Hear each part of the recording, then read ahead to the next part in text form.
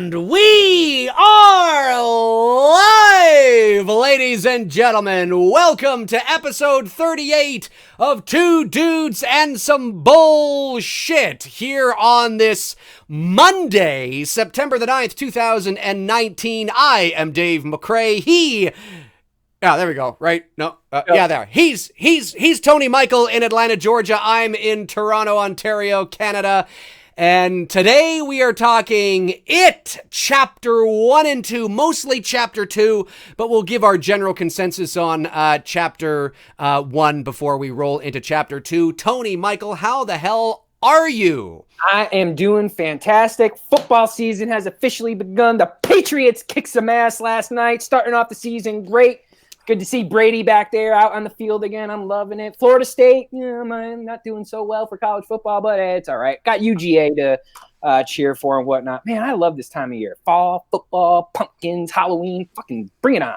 Yeah. I think they should just give the Super Bowl to the Patriots now. I wouldn't say that. The Chiefs are looking pretty dangerous this year, so I don't think it's going to be as a gimme for the Patriots. Well, the Chiefs look really good. Well, very cool. My older brother Neil is a big Kansas City Chiefs fan, so maybe I'm going to be pulling for the Chiefs this year. I don't really have a favorite team in the NFL, although I used to like the Buffalo Bills. But 4 Super Bowls in a row in the early 90s, you can't pull the trigger. Anyway, hey, how's the weather up there? Because my God, it feels like Satan is fucking breathing on us down here in Georgia. It was literally like 100 degrees, and I'm up to like between 10 and 13 miles on my run.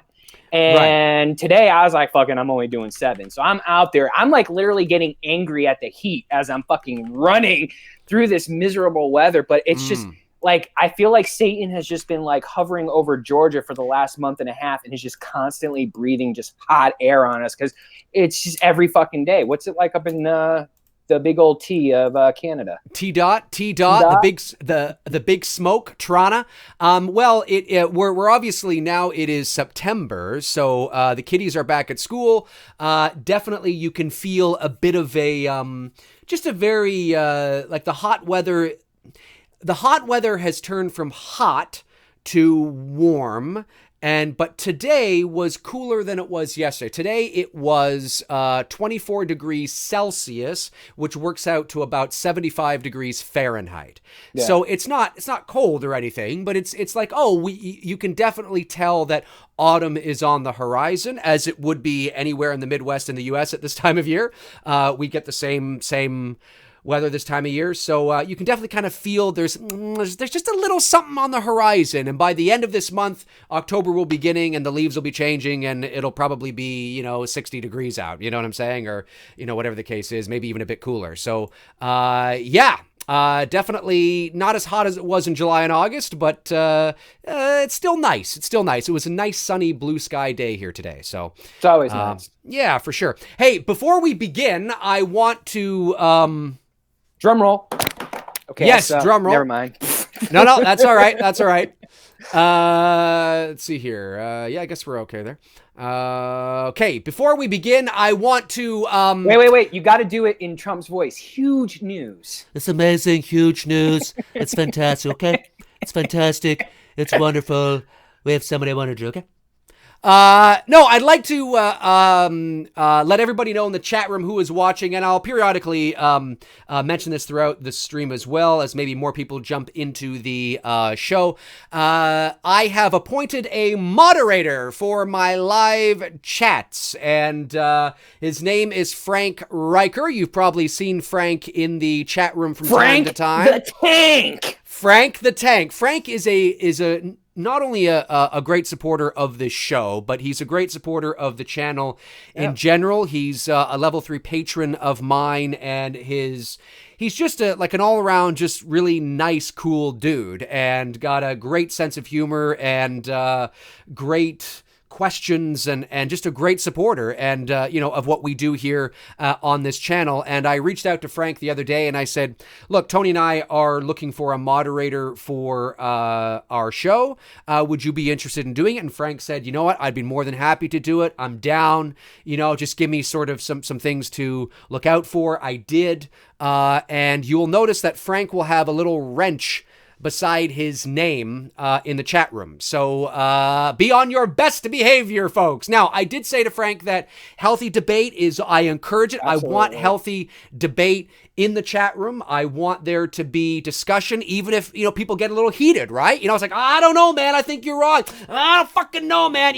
I don't care about that shit. That's awesome stuff. I don't care about F-bombs or, swearing or things like that. I mean, I have to drop an F-bomb every now and then just to get it out, just to make a point, but we got to keep it civil, Yep. and we don't want sort of the flow of the chat to stall and come to a halt. So Frank is going to do the best he can, and maybe in the future I'll add another one as well, another moderator as well. But I added one because at the end of the day, despite one or two individuals, which we will leave nameless, but you know who we're talking about, at the end of the day, despite one or two people, the chat room's been pretty good.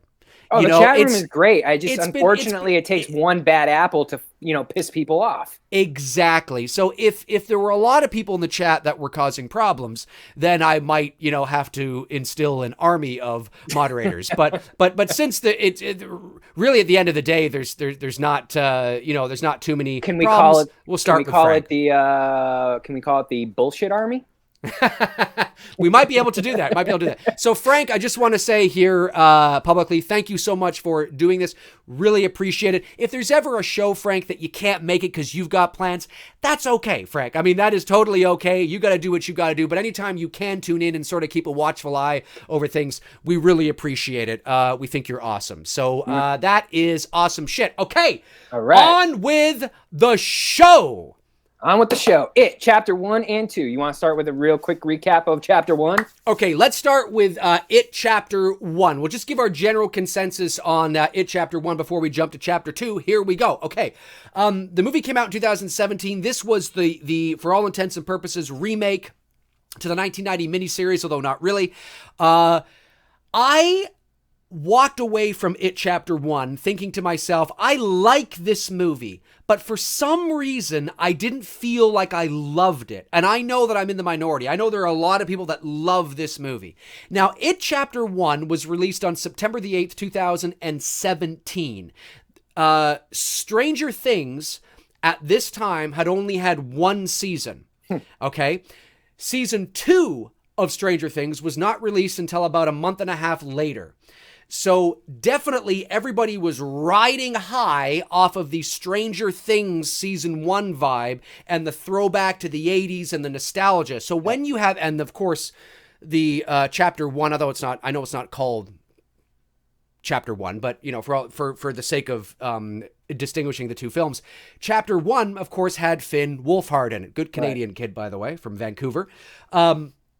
So you got that Stranger Things attachment element to it. Yes, and because we had only seen one season, the novelty of the Goonies, Stand By Me, revitalization, Stranger Things was really, really fresh. And there's no doubt you can feel that vibe in the movie. Now, that is what it also was. I'm not saying that it wasn't, correct in terms of the choices that they were making. But I found myself, I liked the movie, and it's definitely darker than the miniseries. There's no question about that. That shouldn't even be on anybody's mind. But I almost found it felt, I guess maybe I was expecting it to be even darker? Like even sort of like disturbingly so, like almost uncomfortable, kind of, I don't know. I was expecting that. Did you feel at all that it was too polished to be a horror film? Whereas the original It is not as polished. And I don't mean because it's not as polished because it's 1990 versus 2017. Just the overall gloss polish of the 2017 film. Yes, but that really wasn't I didn't have a qualm about that, really. It was, but I agree with what you're saying. It definitely had the Hollywood sheen to it. But I just found that, I guess when things were supposed to be scary, they were funhouse scary. Yes. Yes. And there's nothing wrong with that in and of itself. But I guess maybe I psyched myself out and I thought that I was expecting Hereditary scary. Sure. Like psychologically, I don't mean Hereditary like the things we saw, but just the way you felt when you watched that movie, it wasn't funhouse scary, right? It was genuinely psychologically disturbing. Now, to be fair, I haven't read the book, but I know enough about the book to know that it's a very dark and disturbing book, so much so that at the end of the first half of that book, the kids all have a fucking orgy with Bev. I mean, that's how disturbing it is. So, I understand that maybe that was a creative decision that you don't want to put on camera to suggest that these 12-year-olds are all having an orgy with Bev. I get it. I understand it. But I mention that because that's how dark it was. Like, yeah, King went there. He went there. Of course, it was the 80s and nobody was caring at that time. But so I liked the movie. I really did. I enjoyed the chemistry between the kids. I enjoyed the performances. I liked Skarsgård as Pennywise. I thought that he was a little underutilized, that maybe there were moments where I felt like he was just getting going and then it would maybe pull away or so it's kind of like I like it, but I wanted to love it. I want to be like, that's a fucking awesome fucking movie. And I didn't think that. I watched it again on Blu-ray just about a year or so ago, maybe even less than that. And I found myself liking it a smidgy bit less than what I did when I saw it in the theater. Not liking it. I just thought maybe my thoughts were confirmed that, yeah, I like it. It's all right. It's good. It's fine. But I wanted it to be great. And that's just me. That's just me. I mean, there are other people out there that think it's fucking amazing, and I understand that. The chemistry between the kids is top notch. Some of the scares are really good, but there was just, I don't know, maybe I was expecting less funhousey scares and darker psychologically, perhaps. I don't. How did you feel about It Chapter 1? Same. You took literally the word out of my mouth about the funhouse scares. You really could, young kids could literally watch this movie, and I don't think when I say young, I'm talking like young teenage kids could watch this and be fine with it. Hell, a 12-year-old can watch it and be fine with it. It's that type of, like you said, funhouse scare. I felt in now seeing both films, I thought his portrayal of Pennywise was still, again, very one-dimensional. And I know some people disagree with it, but like, how many times am I going to see him go, you know what I mean? Like, okay, is that your one and only move, dude? And my reason why, when I say very, one-dimensional, when you look at the original It with Tim Curry, that opening shot that you were talking about last week in the stream, where, it's the little girl riding up on her tricycle and you see him through the sheets, and he's got this kind of smile on his face. And then in a nanosplit second, he's got another expression that's very just stoic and just creepy like hell. But that's fucking range without doing anything. That's how far he was going with his range as Pennywise. With this version of Pennywise, like you said, it was a funhouse scare. I never once felt like intimidated and would feel intimidated if I was confronted by him. And I think because what pulls me away from it is the overuse of CGI. I'm not a fan of CGI in horror movies. Never have been, never will be. Even though, okay, I know some people in the chat are going to say, but Tony, in the 1990 film, they did use some CGI. Yes, it was some. But a lot of the 1990 film was also practical effects as well. Oh, it was mostly all practical effects. They used some and it was animation, but CGI. Yeah, right, exactly. Right. Yeah. It was more stop animation. But I agree with you. There were definitely a lot of points of CGI. And for those of you that are tuning in, we're talking It Chapter 1 at the moment. We're going to get to It Chapter 2 in just a few moments here, but we're just giving our general consensus recap on the first chapter from 2 years ago. I agree. The CGI was something that I thought, when you have look, there's certain things that you have to be able to perhaps use CGI for, but there's certain things that I don't think you needed to necessarily. Right. And, I don't know if for me, the jury is out still on whether I like Curry's performance better or Skarsgård's performance. They're two very different performances. The one thing that is a standout in terms of Tim Curry is the fact that there is a contrast. There's Curry is a clown that you could see children buying into at first. Right. And then you see the change. You know what I mean? Whereas Skarsgård, he's great as Pennywise, but even when he's being more kind of, well, no, what are you doing, man? Right. It's like, what kid's gonna fucking find? I mean, what kid's gonna find that endearing. You know, it's like he's just frightening all the time, which is great. Right. But there's no sort of But transition he's laughable, with him. frightening too. You know what I mean? He's that funhouse, laughable, frightening. Like when we get into chapter 2 here, there's some moments where he's with the kids or he's interacting with some of the younger kids, and I'm like, that's not really creepy. That's just like you said. You said it perfectly. Funhouse, clown. Yeah. Fun scare. You know what I mean? Sure. So, I mean, chapter 1, I liked it. I did. I certainly did. I had a great time. I'm always down for watching, you know, coming of age films with kids in the 80s, and you got, you know. Sure. Sure. The acting with the kids, like you said, was phenomenal. Absolutely was great. phenomenal. But I guess my only thing, I keep saying this. I've said it for 2 years. I liked what I saw. I just wish it went a bit further. It went a bit darker, you know what I mean? And even more disturbing. And not that there weren't some disturbing things in there. There were.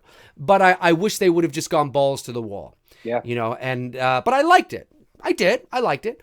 It's a good popcorn movie. It is. 100%. 100%. Which at the end of the day, I think that's what we all want to go see when we go to the theaters. We want to enjoy, you know, what's up on the screen and, you know, have our big bowl of tub of corn in front of us. Absolutely. And it certainly was more faithful to the book than the miniseries was. So it was nice to see that tone, that darker tone in comparison, on the screen. And that was really cool. And there was some it was cool. It was shot really well. It looked great. Some great mood. Yeah. Sure. I mean, I liked it. I probably would give it maybe, I don't know, a 7 out of 10, 7.5 out of 10. It was solid. Yeah, it was easily. fine. Yeah, it was fine. It was good. Maybe an 8, depending if I'm drunk. I don't know. No, I'm just kidding. No, but I mean, like, maybe an 8, like, maybe I'll watch it again. I'll be like, you know what? I kind of, you know, it's not going to go from a 7.5 to a 10 for me, but 7.5 is a good score. You know, It's solid, I mean, you know, it's solid. It's a solid score. Yep. So, okay, so let's move on to It Chapter 2. Before we do, I'm going to put this little spoiler thing here. There we go. Get that spoiler up. So if you haven't seen it from this point, get out of the chat because we're going to ruin it for you. We are going to ruin it. Spoilers has come up on the screen. So this is where Tony and I will dive deep into It Chapter 2. I saw it over the weekend. My buddy Bruce was over here. We were working on It's Me, Billy, and we decided to go to a late show Saturday night. And Tony, you just saw it this morning. 10 o'clock this morning, theater to myself. It was great. I could kick back, kick my shoes off, and just watch the movie alone, and it was fun. You know, that's right. Well, actually, Tony got naked, just sat there. Exactly. Naked. The only thing I wish I had read going into the film was that it was a 3-hour fucking epic saga. I was like, God damn, when this movie ever end? I didn't know it was 3 hours long. Yeah, 2 hours and 49 minutes, I believe. So, oh my gosh, yeah. I was dying by the end. I was like, please end. Yeah, it was and about... not because I wasn't enjoying it. It was just I just felt like it was just carrying on for too fucking long. Yeah. It was about 35 minutes or so, close to 40 minutes longer than the first one. The first one, yeah. Yeah. So essentially a whole act longer than the first one. Okay, so where do we begin? Let's begin. Can I say the one scene I really fucking loved, and I've been dying to say this since I saw it this morning? I gotta say, I love, and I know it was a practical effect that they did. The shot they did with Bill holding all the balloons and floating up above Richie, Beep Beep Richie, in the park there. That was a practical effect, and I saw the making of. I didn't see it literally. I saw it online. Yeah. And just that whole effect and everything. And the fact that Bill did it himself. He did the whole stunt. You know, he's rigged up to wires and they pull out the wires. But that I thought was a really fucking cool shot because that's something that you could that's almost something you could dream up in reality. Right. You know what I mean? I did like that. And there were several moments in this this second chapter that I liked as far as like from a cinematography point of view. I was like, oh, nice. I like what you did there, you know? Here's the thing. When I left the theater at 1:30 in the morning, early Sunday morning, Bruce and I went out to the parking lot and we stood in the parking lot for about 20 minutes and just talked about it. And my first instinct was leaving the theater, and this is not a common, from what I've been seeing online, that I think I might be in the minority when I say this. I have many other things to talk about, so it's not just the end all, you know. But my first instinct was, I think I enjoyed that more than I did the first one. On first watch, like leaving the theater after the first one, how I felt, leaving the theater after the second one, how I felt, I think I enjoyed that. What I enjoyed about it, sometimes, do you know how, like people you know in life, right? Sometimes the one thing you love about somebody can also be the one thing you can't stand about them as well, right? You know, it's kind of like that kind of a thing where what I really like about this movie is also something that I don't like about this movie, right? And that is, I love the fact that, I'm not going to say I love the fact that it's 3 hours, but I want to say that you definitely feel that there's breathing room, that there is time to be with these characters, develop these characters, become emotionally attached to these characters, and that's a good thing. You have the time to do that. There are other 3-hour movies like The Green Mile, which is a Stephen King film, and that's a 3-hour movie, where they do that. The difference is that one doesn't feel like a 3-hour movie because of how it's edited and how it's paced. This movie feels long. Yeah, And like Endgame is longer than it's 3 hours, and Endgame doesn't feel like a 3-hour film. I can watch that right now, and I'll fucking it's edited nicely, smooth like butter. It's quick pace, but nothing's dragged out. Whereas this film, I gotta tell you, man, I like you said, it felt like I'm like this. I'm like, dude, is this fucking thing ever gonna end? Yeah, funny enough, I really started to feel it actually. I think later than maybe even Bruce did, who was sitting next to me, and maybe even you or some other people. I actually, funny enough, like I knew it was getting long, but where I really started to feel it was after the ritual that they were doing didn't work. And then it's almost like because it didn't work, then it started to move forward again. Do you know what I mean? Like they had the ritual where they're all holding hands, right? You know, don't look at the light, don't look, whatever it was. And then that didn't work. And then it continued for like another half hour. That is when I was like, oh, dude, like it felt anticlimactic almost, where it was, that's when funny, and I know that's a lot later than when most people really began to feel it. That's when it really hit me that I'm like, damn, and that has everything to do with pacing and the choices that they made in this movie. So it like, again, it's that, what I like about it is what I don't like about it. It's that same thing where, you know, you meet somebody in life and you're like, I love that they're so funny, but fuck, I can't stand that they're so funny. You know, it's that kind of thing. So, because I love the breathing room. Like, did you like that in terms of the development? Like, were you on the same page? It's like I like this, but it's a little extraneous. Like, you know? I walked out of there extraneous, I should say.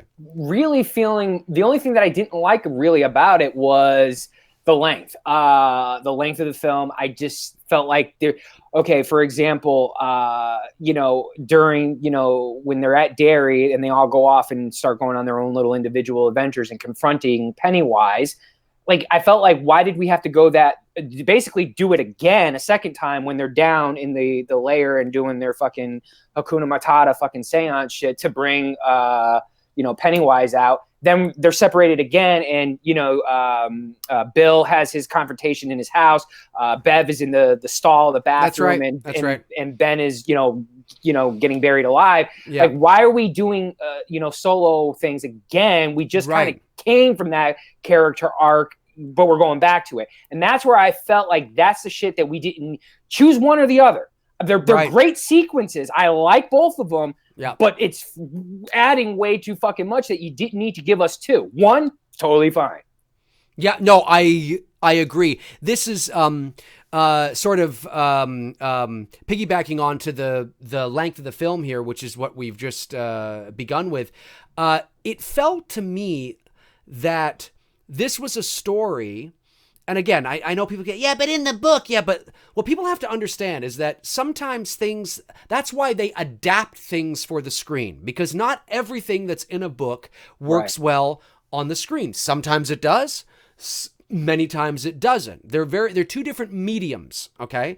And so when it comes to the length here, it feels like they were, as much as I liked seeing the kids again, they probably should not have been utilized in this movie, at least not to the degree that they did. They utilized the kids in this movie because the kids were a hit. They were a hit. I gotta say, they ran circles around the adults as far as acting goes. I was more engaged with them every time they kept coming back on the screen than I was with the adults. But it's usually like that in a lot of films, right? They're charming. They're kids. They remind you of a simpler time. The nostalgia is there. Oh, it's our childhood. We're these kids' ages when this way the movie's set. 100%. So.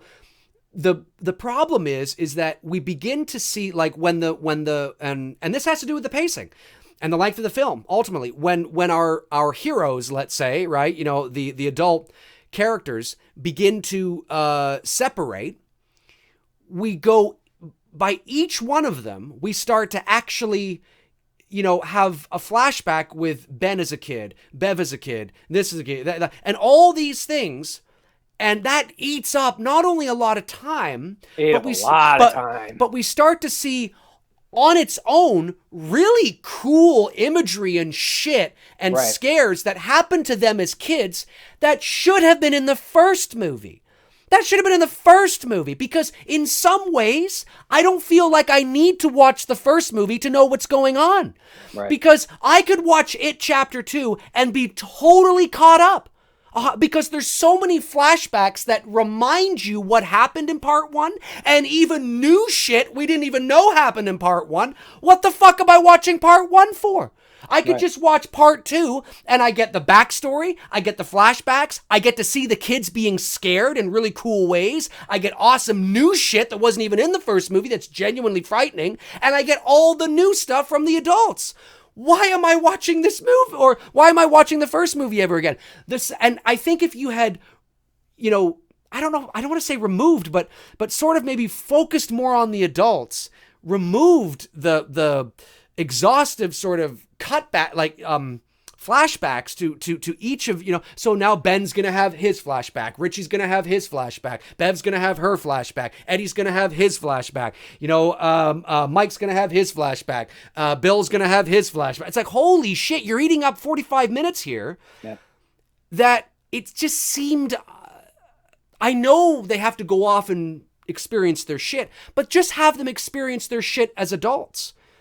Just have the adult, because you probably would have shaved off about, I don't know, 20 minutes maybe? Easily 20 minutes. Easily. We don't need to see them, you know, like, for example, when Richie has the experience with the Paul, is that Paul Bunyan or whatever? Or like the lumberjack guy, whatever? In the park. Yeah.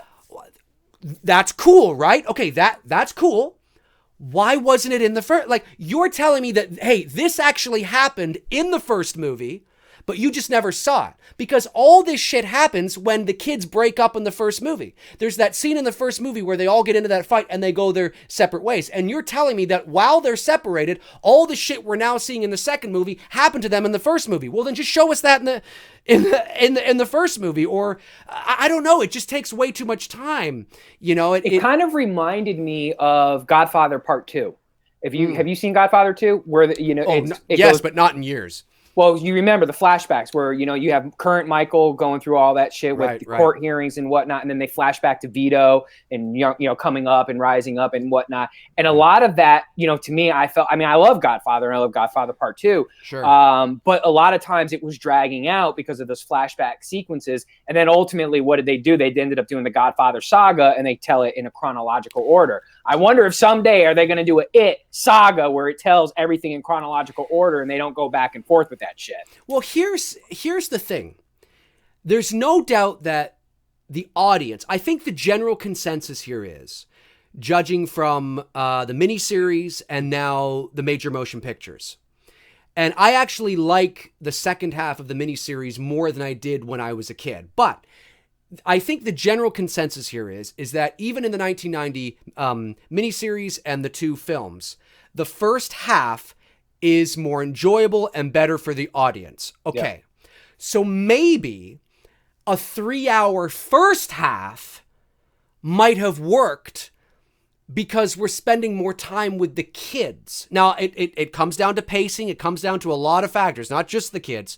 But because we really enjoy being with these kids, maybe all the shit that we saw when they're supposedly having their fight, like when Bev is with Ben in the, or Bev, quote unquote, is with Ben in the classroom, because it's not really Bev, right? And all that shit, and Ben, and that I love that when he turns and Bev has that skull fire head and shit. Yeah, that's fucking badass. But all that shit, right? You have all that. You have Richie in the park. If you include all that in the first movie, because we really enjoy being with these kids and the chemistry is so good, maybe it would have worked better having all that in the first movie, and then you just totally concentrate on the adults, and the second half is a 2-hour movie, a 2.5 hour movie, not a 3-hour film. I'm not saying it would work, but I'm saying because the second half with the adults appears to be continuously, or there's only 2 parts, but seems to be less charming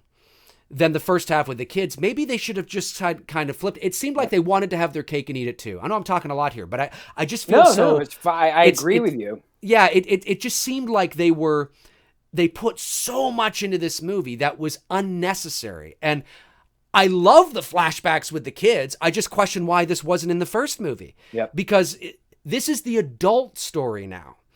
Yeah, like we should be focusing more on the adults, and if you want to have an echo of something that they remember, okay, like maybe there's like a vision, right, where he looks at that desk or something, right, and there's a moment that we see, a moment that lasts like 10 seconds, right? There's like it's almost like a dream, but these weren't moments. These were borderline not even flashbacks. These were full on, fully realized, fleshed out scenes that lasted 5-6 minutes. At least it felt like it, each one of them. Fully realized scenes that almost felt like deleted scenes from the first movie.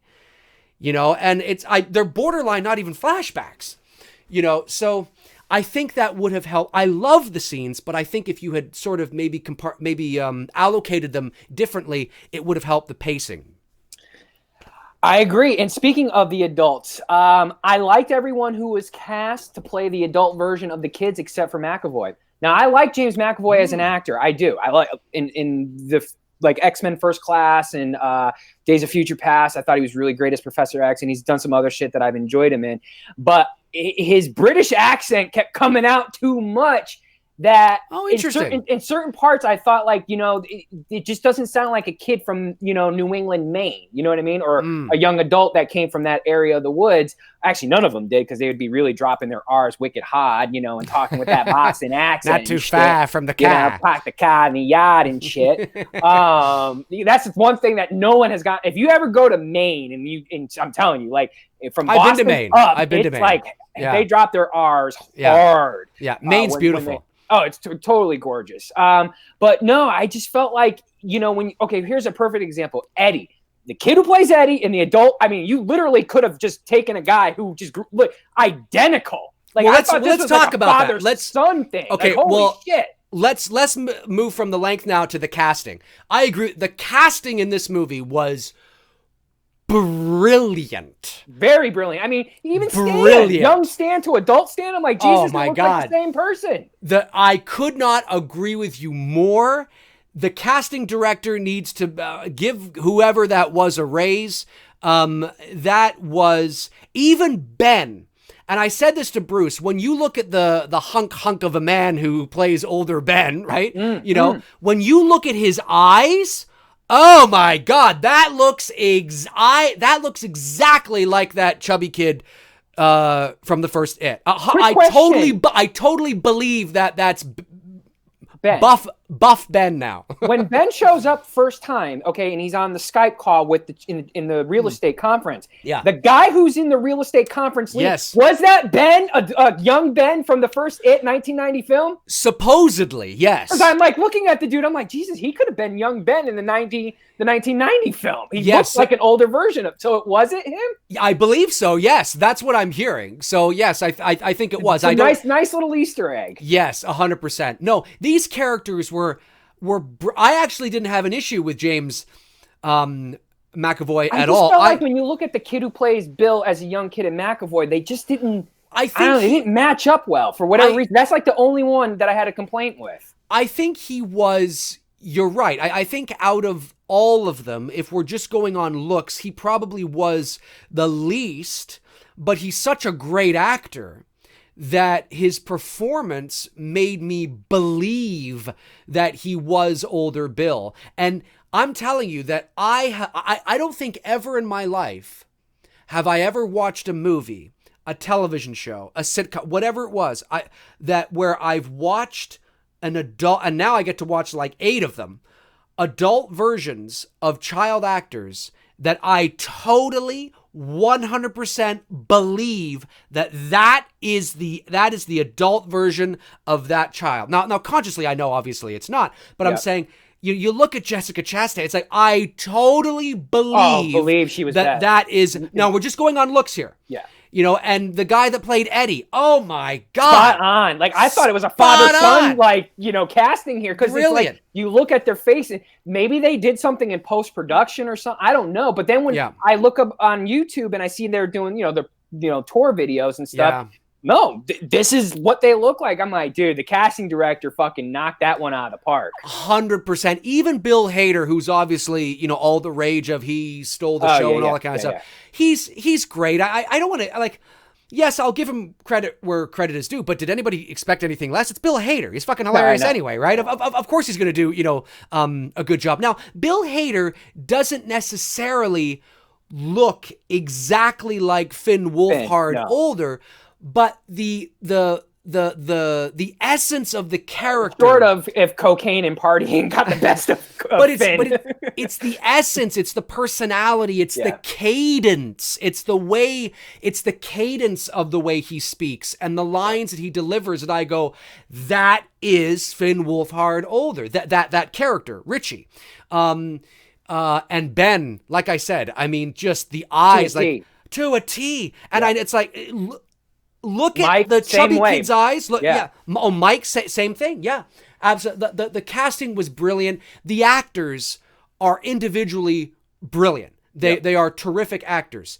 I wish we could have seen them together more. Right? Because that's why I said the solo journeys that they took not once but twice. I was like, why are we doing this? Like, I want to see them together. As the whole point is that they're coming back to reunite and to be together to defeat it. Right. Well, that's the thing where I know that each one of the characters has to go off on their own and do their thing.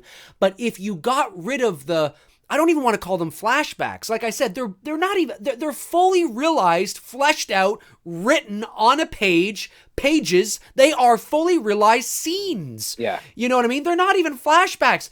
They run for like what, 3 minutes, 4 minutes?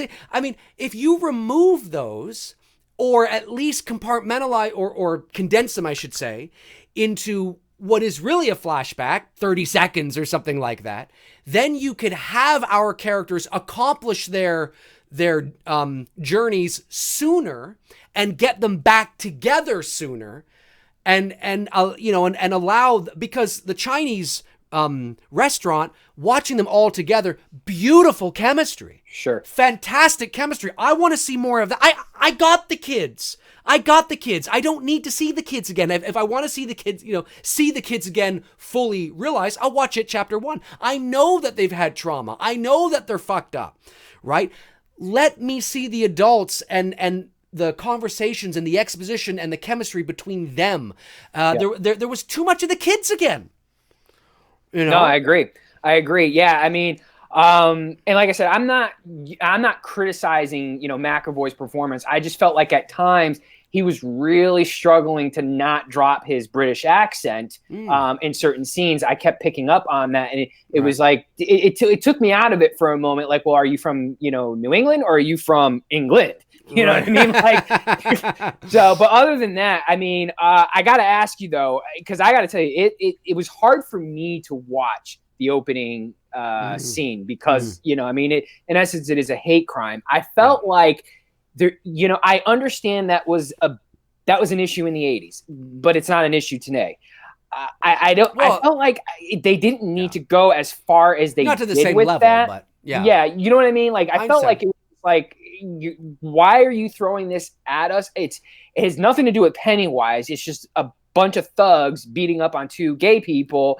and throwing one into the fucking river. And yeah, I know Pennywise, reveals himself there shortly thereafter. I just felt like That's great. Yeah.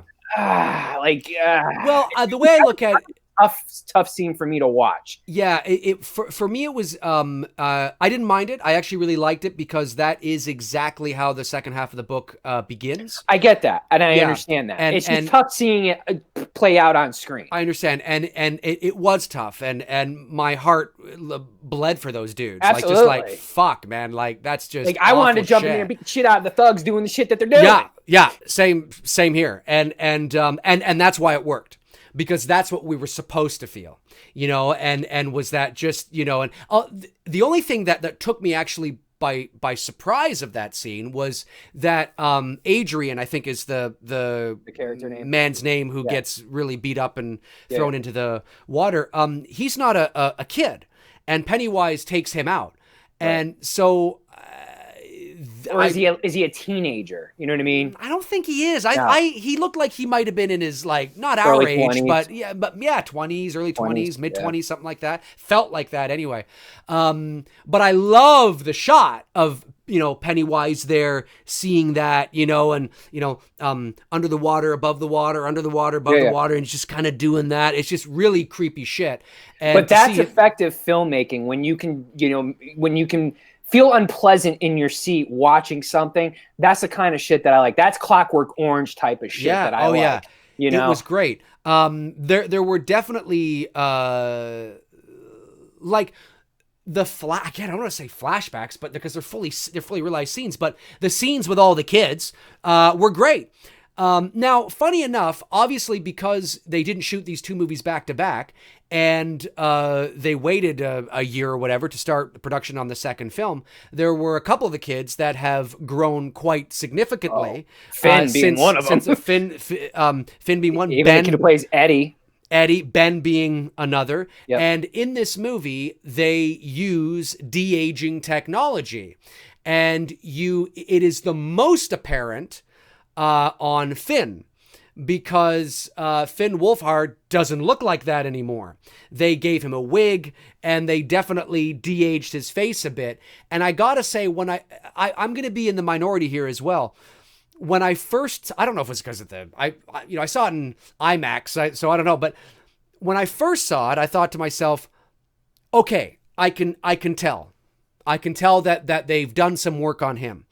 But I don't know. It wasn't as distracting to me as it has been for a lot of people. I knew it was there, but it was good enough that it didn't distract me from what was going on. I was able to understand what they had done. I get why they did it, and my mind moved on from it. Now, I'm not saying that others are going to feel the same way. They don't. There's a lot of people that just find it really too distracting. I can't get into it. He said, but I guess I've seen worse, perhaps. I didn't think it was distracting. It didn't pull me away from any moments. I thought you could tell, but it was like, it was fine. Yeah, it was fine. And also Ben as well. I think what was a little more distracting for me was the audio work they did on Eddie, Finn, and Ben's voices. Yep. Because Finn's voice has matured and Eddie's voice has matured, and I'm not going to say chipmunks, they don't sound like that, but you can definitely tell that they have digitally altered their voice to a higher pitch. Yep. So that was more noticeable to me than the de-aging technology. Another thing that was more noticeable to me was actually the height. If you notice, the scenes that they shot, even with Bill has grown quite a bit. Significantly. The kid, yes. Yeah. So there's certain scenes with the kids that the angles they're choosing, you can tell they're doing the best they can to hide that. Like, it wouldn't surprise me if they had maybe like a couple of the shots they had, maybe Finn was in the back a bit, right? And maybe he was going like this, but you couldn't tell him because they had to match the heights as best they could. Yeah, because I think the kid who plays Bill is taller than McAvoy in real life. Yes, he is. You know what I mean? And I think that's the reason why McAvoy was underwater and he's on the stairs. They had to create that height difference so that it wouldn't be so apparent on screen, because if they were on flat land, everyone would be like, well, what the fuck? Did Bill shrink as he got older? Right. Exactly. So, now the thing, like it didn't,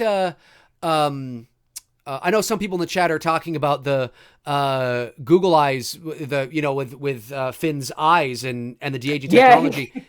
It was there, but he had lenses that were thick anyway. Yeah, which would have done that anyway. Which would have done that if you watch It Part 1. Especially glasses from that period. Yeah, if you watch It Part 1, his eyes are a bit bigger. But because of the technology that they've had to utilize, obviously it makes it stand out a bit. I thought actually it was, I'll tell you this, it was better than what they did with Rogue One. So big time. So, big time. So it just like, I was aware that it was there. I knew what they had done, but it was good enough that Ben, I was able to just kind of go, okay. And Ben was, Ben when he has that dream in the classroom and he's running out there, you can, when he's in, he's wearing shorts, you can see this dude's got long legs. He's grown since the first It movie, and 100%. I agree with you. There's nothing you can do. You can't stop the aging process of a young kid who's growing up and getting taller. I thought for what they had, they were fine. It didn't take me out of it. I wasn't paying too much attention to it. Like you said, for your example with Rogue One, and there's other movies out there that have tried that, and you're just like, no. Like I know they're doing it with this, the Scorsese film with De Niro and Pacino, The Irishman. right? The Irishman. So from what I've seen in the trailers, everything looks fine. But is it going to be believable enough where, De Niro and Pacino are on screen for lengthy periods of times, and we're like, all right, this is not believable, or maybe it is, maybe we've reached that point, I joked around and said the other day, I won't be shocked if Dr. Loomis comes back in from the dead. God, they're going to digitally put him in Halloween. And then they'll have to pay huge amounts of money to his estate and family. So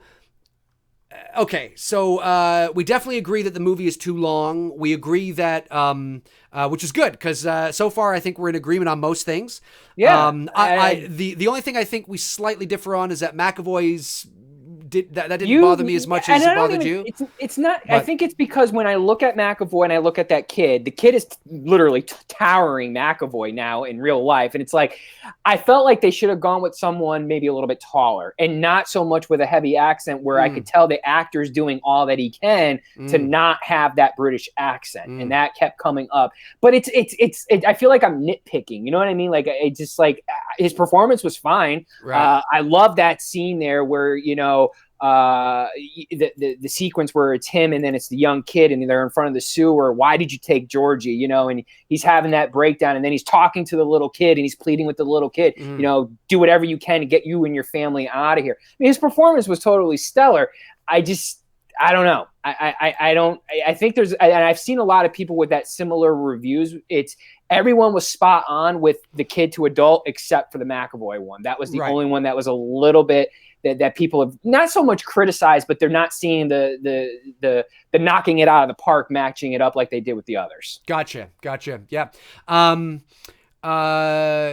So we also agree on, I think we agree on why it was also a tad long, that it's that second act that almost needed to be, like, as much as we love the kids, the flashbacks, if you want to call them that, were just too long and just too involved, and that shit needed to be in the first movie, and I think we're sort of in agreement there, and the focus really should have been on the adults, and you probably would have shaved off about 20 minutes of that movie easily. We agree that the casting was amazing. Yep. The kid, I mean, I totally believe that these are the adult versions of those kids. Let's get into some of the things that we really enjoyed. Maybe some scenes. I'll start here. I will say this. Let me say this. CGI again. There's a lot of CGI in this movie. Too much. And too much CGI in this movie.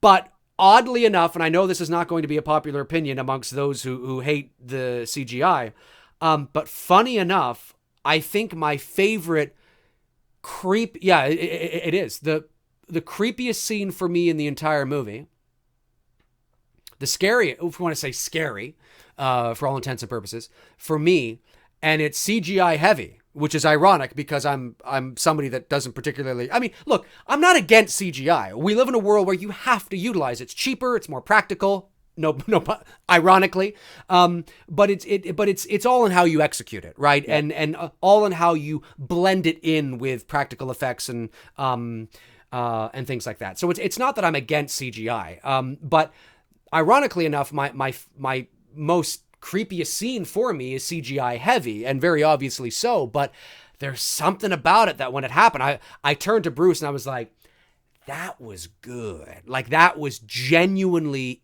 eerie, creepy, just the way it all went down.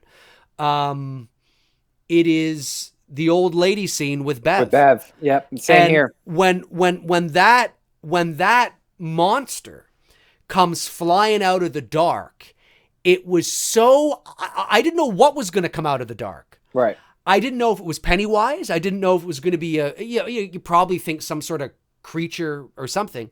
But when that came out, I remember thinking, now that is fucking creepy. Like anything lanky and tall and awkward, it's that uncanny valley. It's that humanoid, but it's like, what is that? That's so like lanky and dangly and tall, and it's that Slender Man-ish. I'm not talking about the fucking movie. I'm talking about the character. That Slender Man. I mean, that's why he's so creepy, because he's tall and lanky, and he's just, it's almost like, oh, it's eerie. It's genuinely eerie. It's not necessarily scary. It's a subtext of scary, but it's an eeriness about it. It's like, it's just eerie, and the way they came out and the way she came out, like the whole, mouths on the neck. I don't care about that. I mean, she could not have had mouths on the neck, and that wouldn't have bothered me. That's where I thought it went too far. If they could have taken the mouths off of her, you already effectively did it. You did a great job with this scene, building the tension, building the suspense, and then nailing it on the payoff. Yes. Then you added in the mouths. I was like, I went too far. Yes. Yeah. TTO in the chat says the tall dude in It Follows. I only say that. Good one. But I've talked about that on my channel before. I love that. Sadly, he passed away a couple years ago. Yep. But the same thing. I rave about that scene because it's awkward. It's unexpected. It's oh my God, this awkward tall guy who comes in, and it's genuinely eerie. And when that creature came out of the dark, it's like, oh my, it's like a spider, big, eerie. I don't know how else to intellectualize it. It just was that was the most creepiest, eerie scene in the movie for me, hands down. And everything that led up to that moment.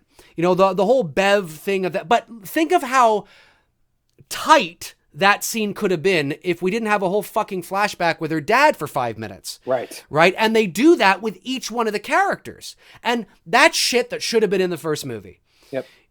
And I'm totally okay with having 30-second reminiscing, where, she looks at the letter, and maybe you see a 30-second clip of her in the bathtub going, my heart burns there too, or something, like, you know what I mean? Or something like that. But that's it.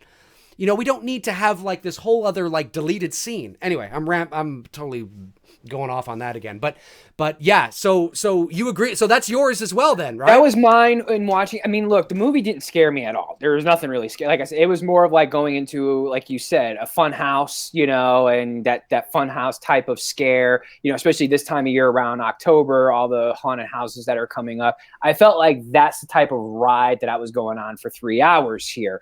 Nothing that like genuinely scared me. Nothing that like, again, relying on CGI and sound design with the jump scares and stuff. And I understand that that's where we've evolved in filmmaking with horror movies. But as far as just from a storytelling point of view and building suspense, if they had, like you said, if they had trimmed down the beginning of that scene where she's having that flashback with her young Bev dad and all that stuff, and then, flash forward to old lady with Bev, everything around that old lady interaction, and even the old lady just sitting there like, that was fucking, that was creepy. That right there was the creepiest moment. Like, okay, dude, this is really fucking creeping me out. That to me was like, she was more creepier than fucking Pennywise was. She's just sitting there like, and it's just okay, like that's just fucking disturbing and stuff. Right. But even the old woman who played that part, she did a fucking great job with that. Yes. And my other favorite scene, as I mentioned here at the beginning of the stream, was Richie out in the whatever it was, the town green area. Oh yeah. And Pennywise is sitting up on top of Paul whatever Paul Bunyan statue, and he's got the balloons, and he starts to do that float. Like I said, what I loved about that from a cinematography point of view is that, one, I know they did it practical. Two, it almost looks like I said earlier, you could dream something like that. And I was like, that's really fucking cool, man. You got fucking Pennywise doing like Michael Jordan up in the air with those balloons and shit. Yeah. And I was like, that's a really cool, effective scene. The funhouse scene with McAvoy and the kid, that was all right. I mean, I don't hate it, but I felt the payoff on that. I thought they could have actually made McAvoy even more in a tighter space. You know, really bringing that claustrophobic type feeling. Because I don't know if anyone is the same way. I can't stand being in tight spaces. I can get claustrophobic. And if there's a scene like that in a movie that's going on. That's what she said. But I'm ching. Sorry, that was awful. That was well, awful. like, for example, I mean, as bad as Blair Witch, the sequel to Blair, the second sequel to Blair Witch was. Yeah. There's a scene there at the end of that film where she's crawling through the house and she's getting into tighter and tighter spaces. Even myself, I'm starting to feel claustrophobic watching it. I thought they should have went down that road a little bit more with McAvoy in the funhouse. You got a little bit of it when he's trying to squeeze through the mirrors there, but I would have liked it if they did it even more so, where he's like to the point where he's trying to reach for the kid, but because he's in that tight, narrow space, he can't, and Pennywise gets him. The endings, it was just way over like CGI, but I did like the death of the two little kids. I'm glad that they were able to. Yeah, I'm glad they went there with that. I'm glad they went there. Yeah. Because look, if you're making a movie about a clown that kills little children, you got to go there. Absolutely. You know, and you got to show us. Now, obviously, both deaths are CG'd, but I got to say that it didn't bother me. They're jump scares, but I mean, it's jump scares for the modern movie-going audience, and that's what people have to remember. Because if they did it like the Tim Curry version, where Tim Curry's just got his mouth open, he's like, and then they're doing a slow close-up. Right. We love it because this is what we grew up with. But sure. Modern-day audience, the younger generation, is going to look at it like, bro, what the fuck? But I wish, like, you see, for me, what I would have done, and you see, that's the problem. You have so many people. You have the studios who are breathing down your neck, who are probably saying, no, you can't do that. And even if you did do it, then you have the MPAA, the Motion Picture Association of America, who wants to rate the movie, or is going to rate the film. And there are a lot of things in there that there's no doubt they're going to say cut. But if you could have your way, and if I was directing that movie, I probably would show Pennywise biting the kid, show McAvoy's face, like, oh my God, no, and go back to the kid dangling in the fucking mouth. Yes. In his mouth. You know what I mean? And then watch Pennywise bite off his head and the kid's body. I know. There's no way that could be an MPAA thing, because look at the shit that Saw gets away with and Hostel got away with. Well, yes, but it's not with children though. Oh, that's a good point. So I think what it comes down to is that they're going to look at this as it's children, and they're going to look at it it's young children. You know, and they're going to look at it. You probably wouldn't even get an R rating. It'd have to be like an NC-17 or something like that. Yeah. Or whatever it is, or even like whatever's above that, because it's so. But that is the book. That is, I'm not going to say the book, but I shouldn't say the book. I just mean that's the darkness that I was expecting. That's the visceral, like, really, oh my fucking God, did I just watch a fucking kid get his head? Holy shit. Well, that's what I loved about the Georgie scene in the first chapter, where, you know, you see it bite his arm off and he's crawling for help. I was like, okay, we went there. I like that. I liked it too, and that's one of the reasons why I wish they wouldn't have CGI'd that scene. All you have to do is just get the actor to put his hand in his coat, digitally remove any bumps that would be under his jacket, have the blood there, and just have him going, which they did, but there's some CGI elements around it that kind of is noticeable. But exactly what I'm talking about. Like when that clown bites off the head of that little girl, you know, when she's just like, you know, okay, 1, 2, you're supposed to say 3, right? Right. It's like, oh, dude, I would have had her just there like this and just maybe shake back and forth, right? And then just bite off the head, and you just see his eyes almost as if he's enjoying it, you know, and maybe there's like a smile on his face a bit, and the body of the little girl just kind of falls to the side. Now, there's very little doubt in my mind that the studios and the MPAA would be like, yeah, we're not doing that. But it's like, yeah, but that's it. That's why people are so psychologically psyched out and excited about this movie in a very dark, disturbing way, because it taps into that visceral, deepest.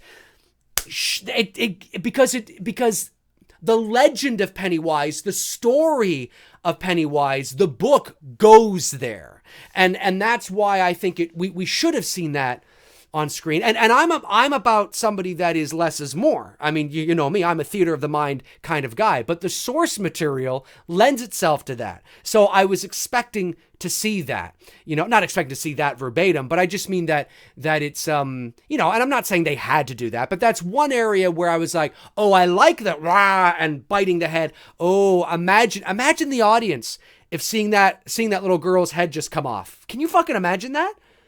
And for those who are just joining us and who are recently subscribed to Dave's channel and following me on Instagram, yeah, we are this dark and this sick.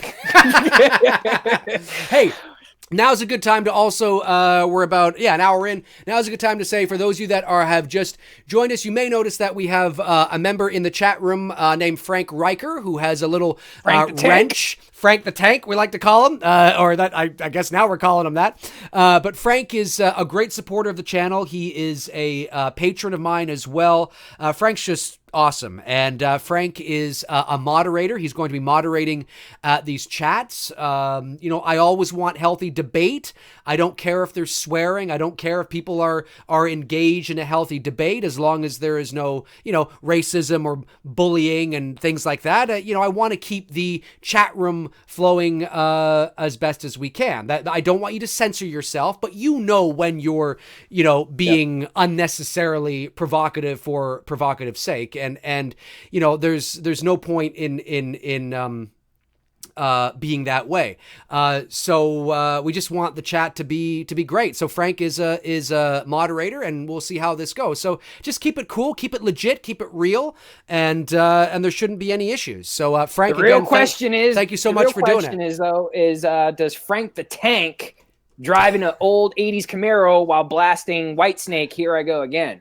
For anybody who knows that movie reference, go ahead and leave it in the chat room. Leave it in the chat room, folks. Leave it in the chat room. All right. But so as far as the movie goes, I had fun. I had fun with it to a certain extent. I think what started to take me out of it was the length of it. You know what I mean? I just felt like, it was carrying on in certain scenes. And like I said, if they had just, cleaned it up, chopped it up a little bit, you'd bring it to that 2:15 mark, like the first one, I think they would have been perfectly fine. I understand that, this is supposedly the conclusion, even though I know there's rumors that they may do a prequel to this. Everything is all rumors when a movie comes out, but I don't buy it, and I don't think they would do that. But who knows? But what about the we haven't mentioned it, where Stephen King himself pulled a Stan Lee? Yes, yes, shows up in one of his movies. Stephen King, of course, played the antique shop owner and sitting there, and that was cool. That was nice. Completely unnecessary, but it's one of those things that, okay, that is 3 minutes that I would leave in there because it's just cool. You know what I mean? Yes, you could take it out. It's unnecessary, but I think there are other things in the movie that are causing the pacing of this film to slow down. And it's not that now, with everything else, does the antique store help to slow things down? Yes, but it's not the antique store in and of itself that slows you down. It's all the other shit that we talked about. So I would leave that in there because I thought it was kind of cute, and to see him in it is was cool. I thought that was cool. I thought that was a nice little cameo. I was like, first thing that came to my mind was like, okay, we're pulling a little Marvel MCU Stan Lee type moment here. I don't know, is he planning to show up now in some of his because I know they're planning to do a few releases here of a lot of his movies that have been already done. We got Pet Sematary. I know he didn't show up in that. But I think they're doing some other stuff, remakes of his books. I'm wondering if he's at a point in his life now where maybe he feels like, do what Stan Lee did and cash in on some cameo moments, which I'm cool with. The only thing I would have done different to that scene, like you just said, shorten it. You didn't have to carry it on as long as it did. shorten it up, clean it up, tighten it up, and totally a cool scene. Nice interaction between him and McAvoy. Right. Yeah. I agree. I think, let's talk about the Chinese restaurant scene. This is a scene that I really liked with the chemistry of the characters. But this is where the CGI was a little distracting with the fortune cookies. Oh, yeah. There's a couple of things with the fortune cookies that, I mean, obviously it's all CGI. There's a couple of things I'm like, okay, that's not that distracting. And then there's other things where it is distracting. I almost think that because the effects are so small, I don't know. I get why they do it. I understand, but it was a little distracting to me. Another thing I didn't like about the Chinese restaurant scene is that after they are going crazy, it takes quite a long time for the waitress to I mean, think of how long they're going crazy and think of how long they're yelling. Holy fuck, I don't want to go to, there's heads in the fucking thing. Smash it. No, get it. Yeah, this is going on for what seems like 2 minutes. And she's very nonchalant as they're destroying their restaurant. And I was like, really? I didn't buy that.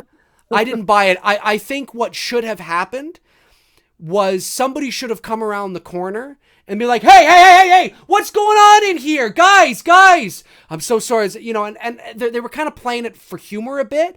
And I think it should have been a little bit like, whoa. Like somebody breaks, because obviously they're not really seeing this. It's not really there, right? Pennywise has tapped into their, into their psyche. So, I mean, it's, I think somebody should have broken it up a little more disturbed. I mean, look, if you were in a Chinese restaurant smashing a table over a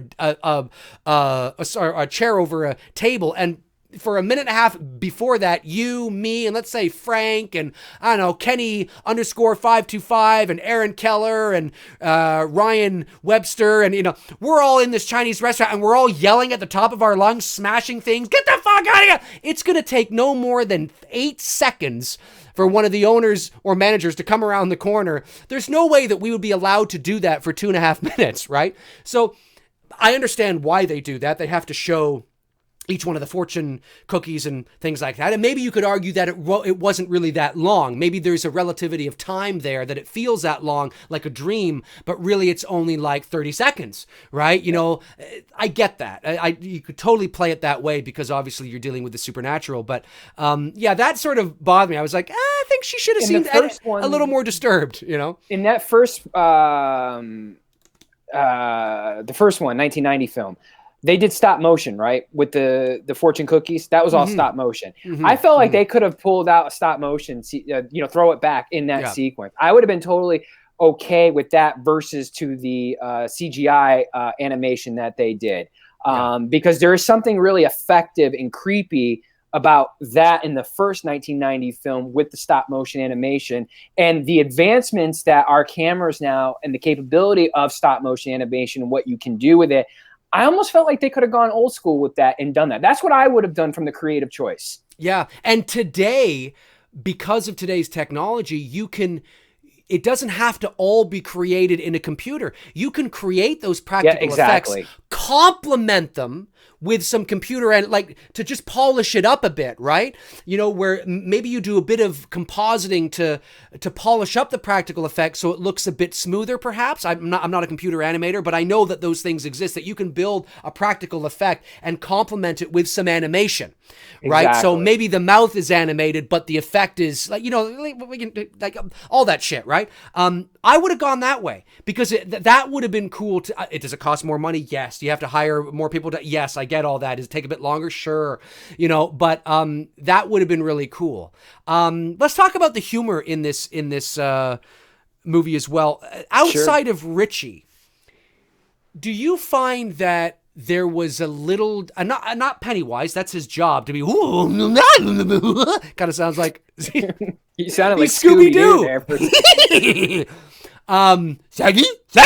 No, but what about, Richie? I get it, because that's his character. Yeah. Even Eddie, you can say Eddie, because when you look at Eddie in the first film to this, that personality trait, that one-liner, that fuck what the fuck, guys, that I get, but there was something about being stabbed in the face and delivering a one line, what's with the mullet, that shit's, 30 years old or whatever it was. I actually like that. Oh, it's funny in and of itself. It's a funny line to deliver, but I don't know if I buy that in that moment he would say that. I think it seems a little too, because he's an adult, and it seems like you just got stabbed in the face and you just stabbed somebody else. It should have happened before the stabbing is what you're saying. Yeah, maybe. Yes. I think after the stabbing, it felt like, I don't know if he would say that. But outside of that, like, how did you feel? Did you feel that there was maybe a little too much comic relief? Because I felt that there were moments where I was like, we can move past that a bit. I want to be scared here. Specifically, with that scene, or or certain moments with certain characters? Just certain moments with certain characters, just in general, I guess. Yeah, I could see that. I like, for example, with what's his name, Bowers, right? Right. He's the bully in this, and you're telling me he's driving around with fucking Pirates of the Caribbean in his fucking Firebird? I think I haven't read the book, but I think that might be in the book. Yeah, as strange I know, as that and is.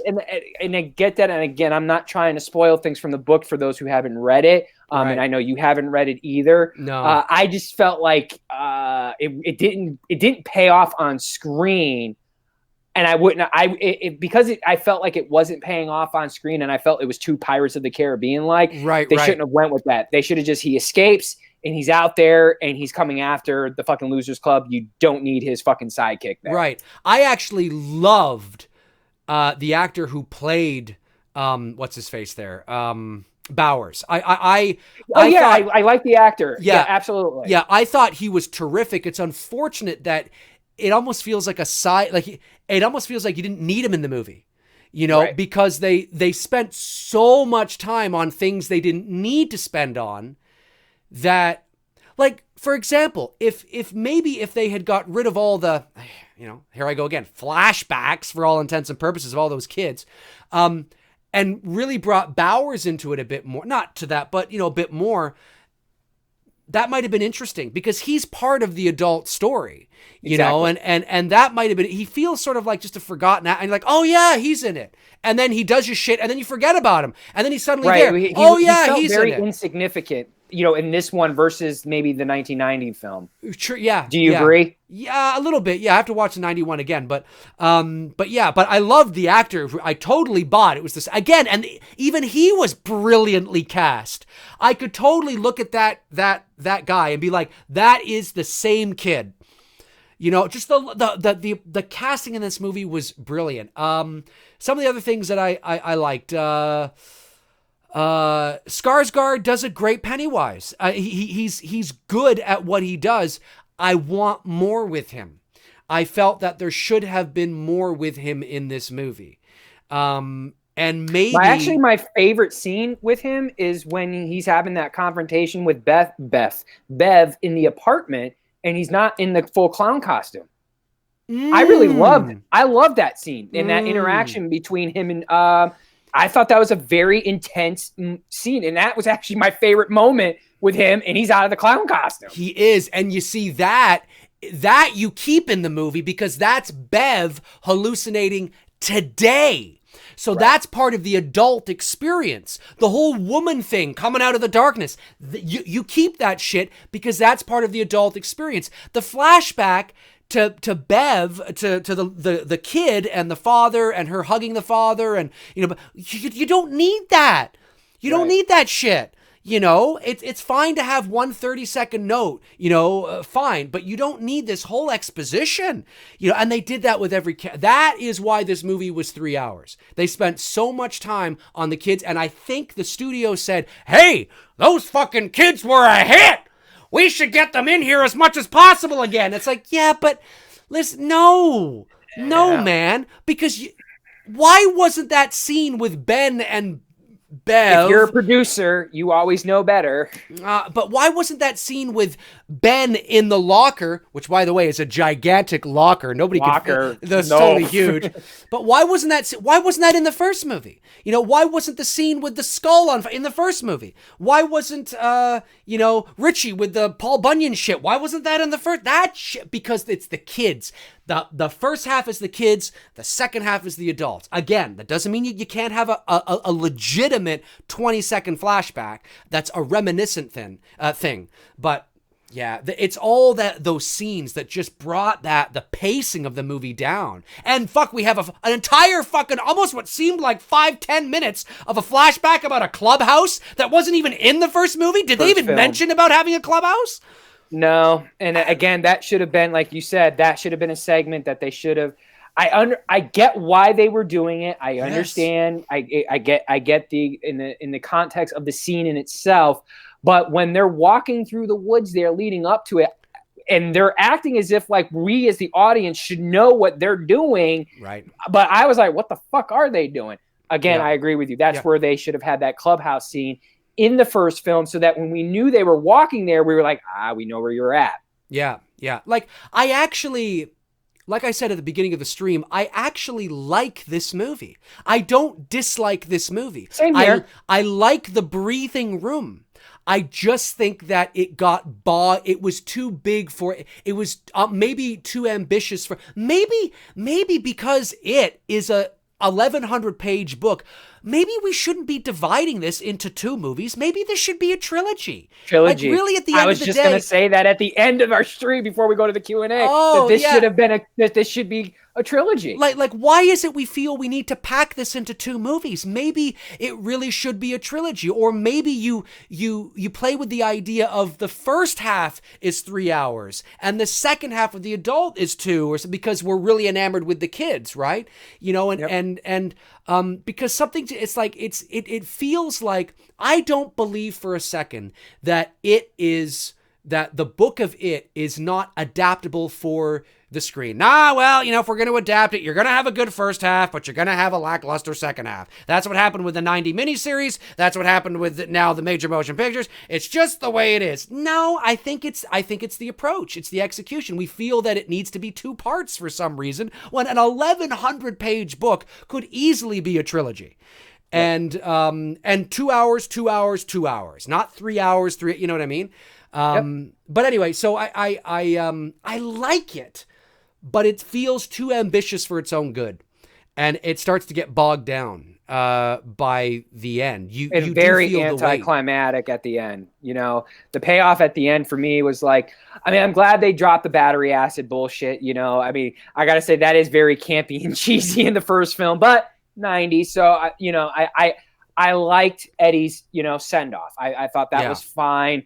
But again, going off on the solo adventures there at the end, after they do their freaking, Hakuna Matata fucking, see the dark, light the dark, whatever the fucking chant was. After they got through that and then they separated again. Yeah, that's what's like, why are we doing this again? We just came from all the individual characters. Now we're going back, and Bev is in the bathroom, and fucking what's his name? Ben is in the treehouse, right? And fucking Bill is at his house again. I'm like, okay, we're doing this again. I honestly think if they eliminated that, the ending would have paid off to me better. I think it would have, or had those scenes. Yeah, it needs to be restructured. It needs to be re-edited. I think the director and the studios. Look, there was a lot riding on this film. The first movie was a bona fide success. It's the highest grossing horror movie in motion picture history, opening weekend and total worldwide gross. It was a novelty. It was exciting to see this adaptation for the first time on the big screen.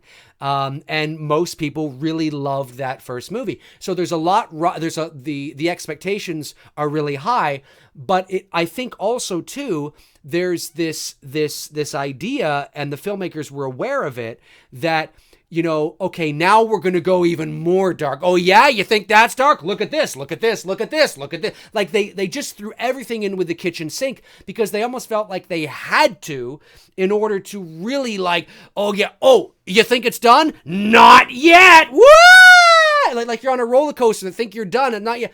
But it felt too. It just felt too much of the same, I think, too, at the same time. Like we're seeing much of the same. And yeah, I agree with you. It's about 25 minutes too long. Yep. And you know, I mean, it should have. And that doesn't mean it's a bad film either. No, it's not a bad movie at all. It's not. No. I'm somebody that I like slow burns. I like character development. I like being able to let things breathe and really feel the characters and go on this journey. And I felt that with them. But then it got to the point where even I was like, okay, Jesus Christ, like it's too much now. You know, and having those 2 days to marinate on it, I think it's that second act. It's never not interesting. It's always interesting. I was never bored. I just was like, this is like, you know, this is a lot. Well, have you seen Endgame yet, Avengers? No, I haven't. When you do, you'll understand, because that's a 3-hour movie. But I've seen many 3-hour movies. It goes by in a blink of an eye. From start to finish, Endgame just. It goes, and like next thing you know, like, well, fuck, this ended. Yeah, and with it was like you just said. I'm like, fuck, can we just end this movie, man? Yeah. My favorite 3-hour movie, like I said at the beginning of the show, is The Green Mile, another King film, and that movie just, you know, but it's the pacing. Right? It's a different kind of movie, a different genre, but yeah. So I mean. I'm trying to think of anything last things I want to say before we get to the chat. In terms of what I liked, so we agree that the characters were brilliantly cast. Absolutely. We agree that the funny enough, our favorite scene, which is the creepiest, that we think is the creepiest out of the whole movie, is the Bev scene with the lady. That scene, that's fucking wild. Skarsgård. If you had to say which one you liked better, chapter 1 or 2, what are you leaning towards right now? Ooh, that's a great question. I almost feel like I gotta watch chapter 1 again, because I admitted because I was working on It's Me, Billy with Bruce Saturday afternoon. I didn't do that. This is what I'm gonna say. And this might change for those of you that are watching. This might change. As of right now, I said this about maybe an hour ago. At this moment, as much as I think it's way too long, which it is, I almost feel like I think I might like chapter 2 better. And this is what, right now, that might change. Because like I said, I almost feel like because you focused so much on the kids in chapter 2, you almost render chapter 1 obsolete. Like, I almost feel like I'm watching a movie about these older characters, and you show us great flashbacks that are fully realized scenes with these kids. Yep. No, I know exactly what you're saying. Yep. I almost feel like I don't need to watch the first part, because I totally you do such a good job with it in and of itself that I feel like I don't need to watch the first part. You know, I don't see a flashback that makes me go, oh, I got to go back and watch that movie again, because I'm seeing them fully realize. I'm seeing a scene with Ben in a classroom. It goes on into a locker. He has this moment where, like, it's this full, like, 5-minute thing. And it's like that with each one of the characters. Why am I watching the first part? I almost feel like chapter 2 is it's just it. That is it. You know what I mean? That is it. Yeah. So it's almost like. How did you like how they handle Stan, by the way, in this one? Anything? So I think we didn't cover that. We covered every character. I think we covered Mike. Mike is Mike. I mean, he got the gang back together. Mm-hmm. There's not much more I can say with that. I will say with this, I've heard a few people say that they felt Mike was. I liked Mike. But he was more of just, he was the exposition. He was the filler. He was just kind of like the guy that was like, oh, in case you didn't know, here's what we're doing now. You know, right. And it's kind of like, I would have liked to have seen a little more from him. He did just seem to, he was the dialogue that just moved the movie along a bit. Yep. Yeah, I would have liked to see a little bit more. But I thought the actor was great. Great. Stan, anything? We didn't really talk much about Stan. I know we're getting close to the Q&A. He is it makes me so. This is what I feel about Stan. the actor who played the adult Stan was brilliant. And the emotion that you saw Short in his and sweet. eyes and his face, it almost made me go, I wish I could have seen more of him. Yeah. Because I wish maybe he did go to I understand that he doesn't, and that's his arc. Right. That's his arc. But he was brilliant. Loved it. One last thing I want to say too, because It Chapter 1 and 2, just a shameless plug, both movies were shot up here in Toronto. I recognize a lot of shit from the movie. When Eddie is driving in his car in New York, that's not New York, that's downtown Toronto. And hey, what's the old, at the ending with the nice drone shot rising up as Mike's leaving? Is that somewhere in Canada? The nice little small town? It's supposed to be a little Americana town? Yes, yeah. It Chapter 1 and 2 were shot, I believe it's a town just about an hour east of Toronto called Port Hope. That is you, my friend, need to do a on-site filming location video. I do. That is Port Hope, Ontario, Canada. See, we don't look that much different from you guys. You see? That's what I'm saying. There's nothing crazy. Canada's this weird No, it's not. I never said it was weird. I always thought not you. I'm talking about majestic mountains and like hey, everything you see in Banff. Banff. Yeah, that's Vancouver. Yeah. And Calgary. That's how I pictured all of Canada to look like. No. Well, when Eddie is driving in his car, I'm sitting beside Bruce, and we knew that the movie. Like I knew a guy, a friend of mine was a PA on the first film. I didn't know anybody who worked on the second film. I don't think he did. But when Eddie was driving his car, supposed to be in New York because the plates all say New York and the cabs are yellow, right? You know what I mean? It's not New York. It's downtown TO, folks. And I knew instantly because the shot through his windshield, you see a green skyscraper. And beside that, you see a red one. And the green one that you see used to be Trump Tower in Toronto. It's known as the St. Regis Hotel now. I can't even do it. I'm not even going to try. It's great. That was my building until I became president, and those fucking Canadians took my name off it, okay? Fuck them. Doesn't matter. But that's what happened. And then the red building you see there sort of on the other side of it is the Scotiabank Tower, which is a big bank here in Canada, whatever. Yeah, but it's downtown. And then of course, he has that accident right downtown Toronto. So that was cool to see. I like when, I see that shit. I'm like, that's not New York. They shoot in Toronto all the time and say it's New York, but because you can do that and you can totally buy it.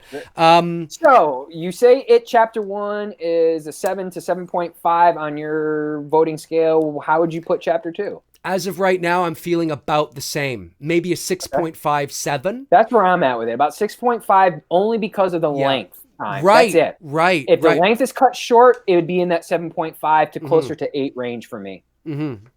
Exactly. 100%. 100%. No, I totally agree. Somebody in the chat too earlier said they made this comment. They were like, I can't believe Dave says that he would like to see a trilogy over this. And I just wanted to say that I know. I'm the guy that's always like, you just need one movie. You don't, maybe two. The only reason why I say a trilogy is because when you have a cohesive story that's 1,200 pages or 11, whatever. Because it's essentially one movie in 3 parts. So it is a trilogy for all intents and purposes. Where I get tricky with trilogies is when you're just making it up as you go along. That's where you can kind of run into some problems. But if you have a story that needs to be told over 3 films, that's different. Or if you have a movie that's telling a different story over 3 films, like Indiana Jones or something like that, Die Hard or whatever, that's a bit different too. But that was kind of funny. All right. So that's sort of, we could talk about this for hours at the end of the day, but that's sort of how we feel about it Chapter 1 and 2. I liked it. I did. I just thought it was a bit too bloated for its own good. That's it, really. I think that's our biggest complaint. Is just that the length, and like I said, there was just moments where McAvoy for me didn't hit. I felt like the British accent was coming out a little bit. Yeah. It took me out of the scene for a moment, but again, that's not even bringing the movie down because, like I said, his performance was on point. It was stellar.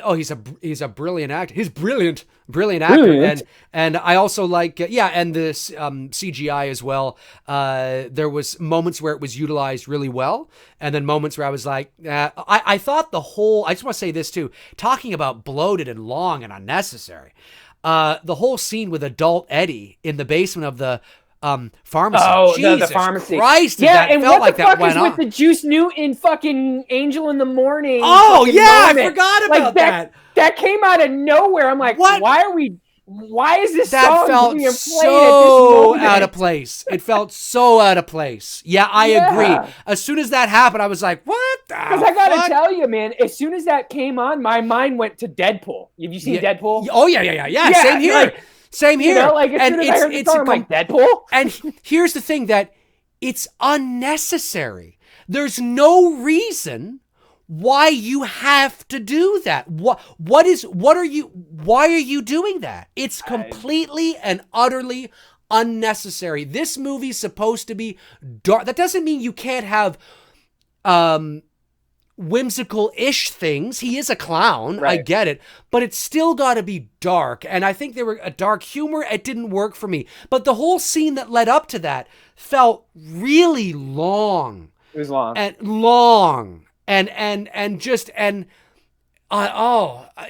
Just they could have sped that up so much faster, you know. But anyway, so I've talked about it ad nauseum. Let's jump over to the chat room. We'll take your questions on Chapter 1 and 2, and any other questions you may have as well. So let's head over to the chat room now. I wonder how many questions will be about Halloween.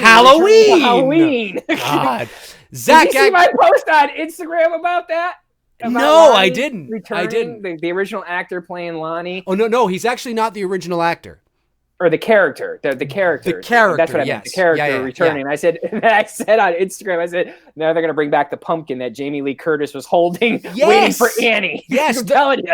They're bringing back Tommy, his socks. No, anyway. Yeah. Zach Axiola says, thoughts on the live-action model era of Thomas the Tank Engine from the 80s and 90s, if you've seen it. P.S. I hate the modern-day garbage cartoon version of Thomas. I know the character you're talking about, but I don't have any thoughts on it because I never watched it, and I didn't know that they had changed from that to live action. So, I don't know. Tony, do you have any thoughts on that? Thank you for the question, but yeah, I wasn't a fan of it, though. I can't really piggyback. Sorry. What is it again? Like, is it live action of what? Oh, no, he just says, thoughts on the live action model era of Thomas the Tank Engine from the 80s and 90s, if you've seen it. I hate the modern day garbage cartoon version. Yeah. I've never even watched it from the 80s either. Like, yeah. I know I kid, but I'm really serious, man. When I was 6 and I saw Nightmare on Elm Street, I literally went from Saturday morning cartoons to fucking horror movies. Like, so a lot of the cartoon shit that came out, like from like 85, because I was 6 in 85 up, I really wasn't paying attention to that shit anymore because I was so like, my whole world just changed dramatically into like horror movies, and that's what I was really, that's what I was watching. Gotcha. Yeah. Yep. No. All right, you pick one. Julian, I can't pronounce your last name, bro, so I'm just gonna say Julian. Hey, Dave and Tony, who was your favorite adult actor? Of course, Bill Hader killed it. Yes, I agree with you on that. I think most people are agreeing on that, but I really enjoyed James' performance. Yeah, and Dave and I just said that as well too. James McAvoy is a great actor. I really do enjoy his portrayal of Charles Xavier in X-Men, especially like X-Men Days of Future Past and First Class. I thought he was really good in that. I haven't seen Dark Phoenix yet, so I don't know. But McAvoy is a great actor. But honestly, the guy who played adult Eddie versus the kid, man, they look so much alike that that was like my wow, like you guys really did a fucking great job with matching up these kids to these adults. It's really hard to pick one and say who, obviously you said Bill, and I think most of us would agree Bill's, had those quick, great one-liners as well too. But I think everybody carried their own weight equally. Do you see it any different? I mean, it's hard for me to single out one and say who rised up above one over the other. What was the question again? My apologies. About the adult, who was your favorite adult actor? He said, in the question, of course, Bill Hader killed it. He really enjoyed James. For me, it's really hard because I thought each one of them really carried their own and did a great job. It is really hard. Minus James occasionally with the British accent. Yeah, I mean, there's a few things in there. Like, I mean, I will say this, that I wish that the whole Ben Beverly storyline, in terms of Ben finally at the end, revealing his love, and it was me the whole time. And, Yeah. it felt a little, I think that should have happened much earlier. And I like the Ben character, but I think that should have happened much earlier. And nobody's going to say it because it's not PC, but let's face it. I didn't like you when you were a kid because you were fucking fat, but now you're hot, so I like you. That's what it is. That's what it is. I mean, it's not because, it's not because of the fucking poem. It's because he's got rippling abs and he looks like Brad Pitt. That's why. Okay. I mean, that's the truth. It's the fucking truth. If he looked like Lonnie Anderson, do you think that Bev would be like, oh, it was you. Oh, who cares if you're a fat 40-year-old man? It was you. Oh, let's make out. Of course not. It just so happens that he looks fucking ripped and chiseled and he's a handsome dude now. It's not what you want to hear, but that's the reality. But nonetheless, I think that arc felt like they were drawing that out too much. Like, Ben, come on, you're a stud. Have the balls to say something. And I think he would have said something earlier. And if you and whatever happened to so, geez, I'm going off on a tangent here. It's hard to pick my favorite character because I really like them all, to be honest with you. I thought they all did a tremendous job. But I will say that I just wish we could have seen more of them together. More of them together to really sort of let that chemistry breathe. I mean, everybody says, the chemistry between the kids was better. Yes, because they were together more. And I think we should have had that more with the adults. And that would have been more interesting to me to see that. So it's hard to pick which one I like better. I just wish we could have seen more of them together. But if I had to pick one... Who's your favorite Losers Club character? Do you have a particular favorite one? Any character that maybe gravitate towards more? I probably most identify, like, obviously I like to joke around. I like to make jokes. So that side of my character, I identify with Richie. The other side of my character is probably Bill. I think I like to be funny, but I have more of a leadership quality in me. So I kind of identify with that as well. So probably Bill and Richie, maybe, that I most identify with. I will say this, before we continue with the questions, I will say that, how did you feel about the alluding to that Richie was a closeted gay? That he was gay. That's fine. I don't care about that stuff. Oh yeah. No, I don't mean about the gay in itself, but in terms of the execution, because I actually... the wink, like when Finn's younger there and you have that moment in the arcade and, and Bauer's cousin has that flip out moment, typically, which is typically done by an over conceited alpha male when they get hit on by a gay guy, who has to make sure that, no, I got to make sure my manhood is in check and just can't go, sorry, dude, not my type. Not my type in the sense of I don't, go that route. But yeah, I thought the undertone, I picked up on that pretty quickly.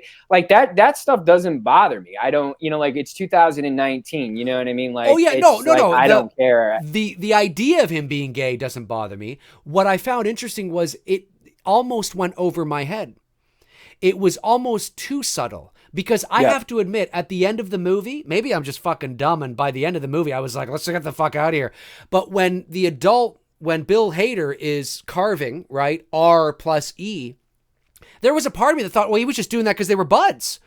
Like, I know there's the plus aspect, but maybe there should have been a heart there or something. Maybe that's a little too on the nose. But I think they wanted to go with the subtext on that. Yeah, for you, the audience, to look at it and go, okay. Because I admit there was a part of me that thought he was missing his bud.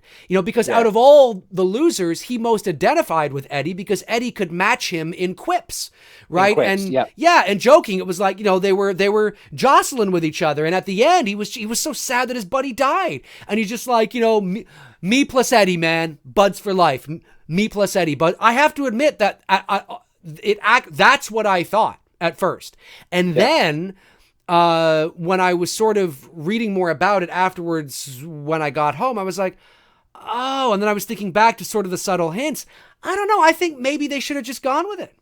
Just so full on, kind of just not right on the nose, but sort of something a little more. I like the subtext of it. I like the fact that they left it up to us to decide, as the viewer, we know what you're referring to. We get it. And I like that. Sometimes deliveries like that are hard to pay off, but I actually felt like that was done tastefully and done Oh, it very was. well. It definitely was done tastefully, 100%. And I have no issue with him being gay. I know it's not that. I know. It's just in terms of the execution, I was like, maybe we should have, kind of just said it.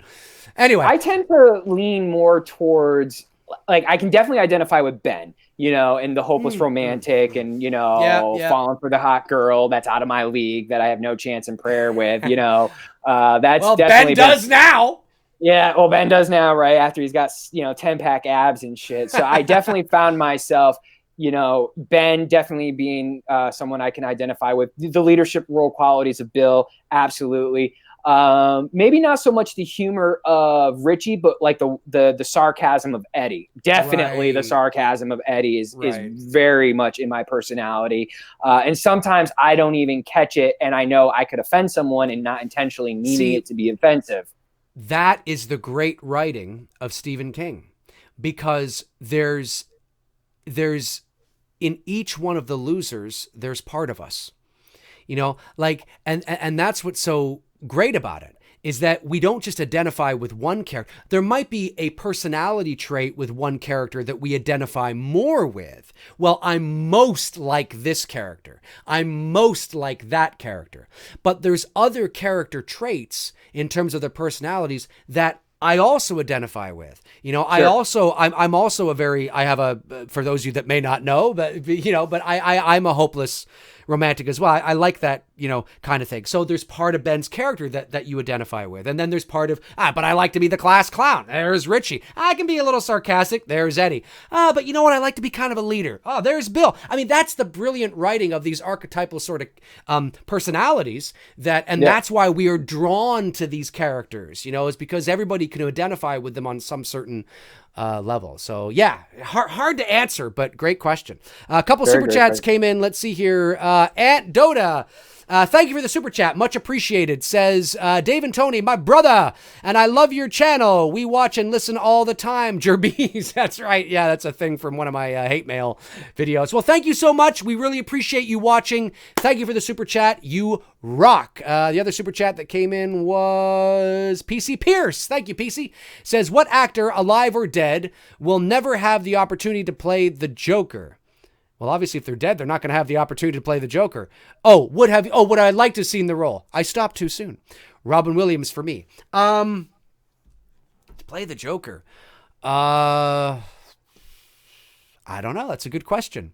I don't know, but the more I see Joaquin's trailers, man, I'm getting super amped for that movie in October. I am. Really getting super amped for that movie. He might...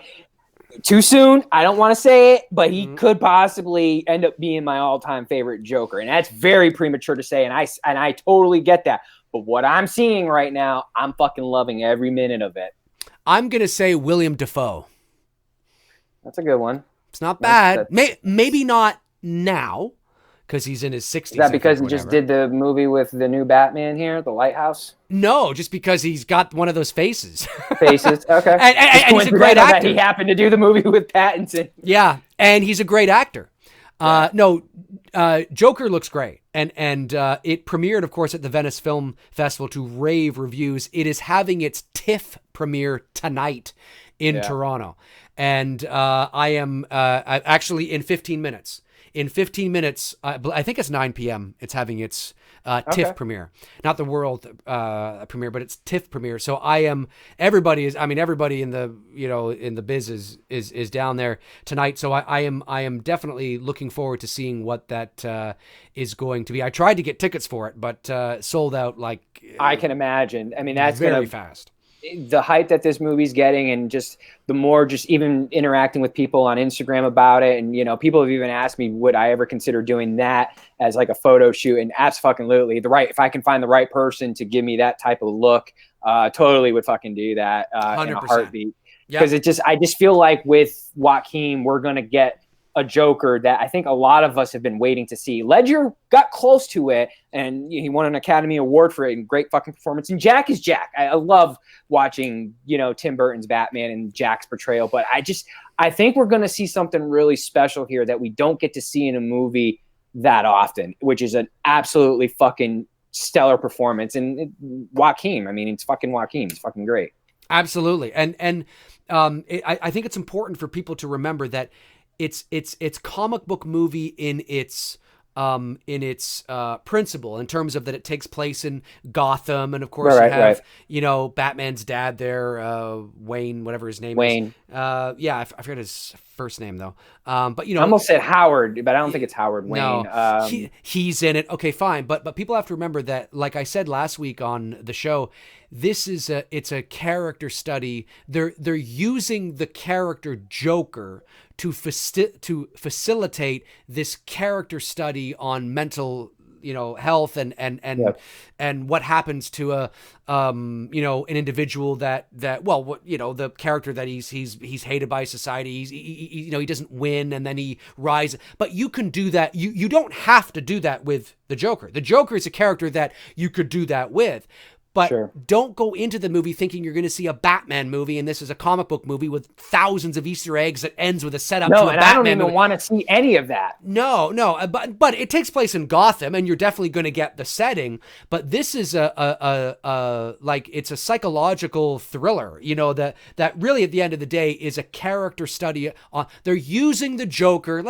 They're using the Joker to get asses in the seats, but you could certainly use any archetypal character like the Joker to tell this story. So I just think it's important that people understand that, because I've some people I think have high expectations that this is larger than what it is in terms of its scope and setup, and it's not. That doesn't mean it won't be, but as of right now, just pretend you're going to watch Robert De Niro in Taxi Driver, and you'll be pleasantly pleased. It's its own thing. You know what I mean? It's not The Dark Knight. But fuck, man, when Joaquin Phoenix was announced that he was playing the Joker, I know there were other people out there. I think you were like this too. Like me, I mean. I was one of the only few people that was like, "Oh, that's brilliant." Oh, now absolutely. That like is Academy fucking Award-winning brilliant. I thought now that, because Joaquin Phoenix, Joaquin fucking Phoenix. Not only does he have one of those faces, he's brilliant. He's a brilliant actor. So one of the best of our time for modern day actors. Mm-hmm. The Manhammer AR-15 mentioned here, Leonardo DiCaprio would have been a great Joker. Listen, Leo's great. He's one of my all-time favorite actors. I'm going to give you something to think about and marinate on. Leo as the Riddler in this type of Joker style movie. Think about that. You know what I mean? Think about Leo as the Riddler in this type of what Joaquin is doing with the Joker type film. I wouldn't mind seeing something like that. So Yep. Leonardo DiCaprio as Catwoman. I'm just saying. I'm just throwing it out there. That's all I want to do. I just want to throw it out there. Okay, let's see here. Let's see. Any other did I miss a super chat? No, I didn't. Okay. Let's see. And again, as usual, if we don't get to your questions, folks, it's nothing personal, of course. Travis Lauderbaum, am I saying that right? Probably not. Butcher the hell of it. Dave, I keep thinking of that troll that called you racist for not talking about Freddie and Jason as much as Michael. Oh, yeah. Hey, for those of you that don't know, it was a hate mail I got about a year or so ago that they said I was racist because I wouldn't talk about Freddie and Jason as much as I talked about Michael. And of course, at the time, I was talking about Halloween and Michael a lot because we were leading up to the new movie. We don't have anything to talk about. That's exactly my point. If they start announcing that they're moving into production on a Friday the 13th or Elm Street film, I will talk about it. Well, did you see the news with Friday that this legal battle of these, grown-ass adults acting like kids in a sandbox who are fighting over the shovel and pail is going into 2020? The legal litigations. Oh, yeah, that it's so fucking ridiculous. They're not doing anything but pissing off the fan base. I highly doubt Sean Cunningham, and I know we got Friday the 13th coming up here soon, so I won't get onto a Friday the 13th thing. But, what they need to realize is that we made your franchise. Yeah, okay, you wrote the script. Yeah, you got you made the film. We made your franchise. The fans did. We bought the tickets. We buy the merchandise. Not you guys make this franchise. So what you're doing is you're hurting the fan base. You're pissing off the fan base by acting like fucking kids fighting over fucking who's going to play with the shovel and pail in the sandbox. Yeah, it's crazy. I've read up on it obviously, but I'm just like, yeah, it just seems like I do understand both sides, but I'm just sort of like, come on, like there's got to be an agreement. There's got to be an agreement.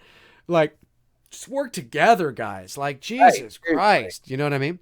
Super chat from Grave Warmer says, did you guys think Richie was going to die when he was caught in the deadlights? Felt like it would have added a lot of weight and emotion to the end. It would have, but then Eddie couldn't have died. Exactly. I didn't think he was going to die, but I loved that they went there.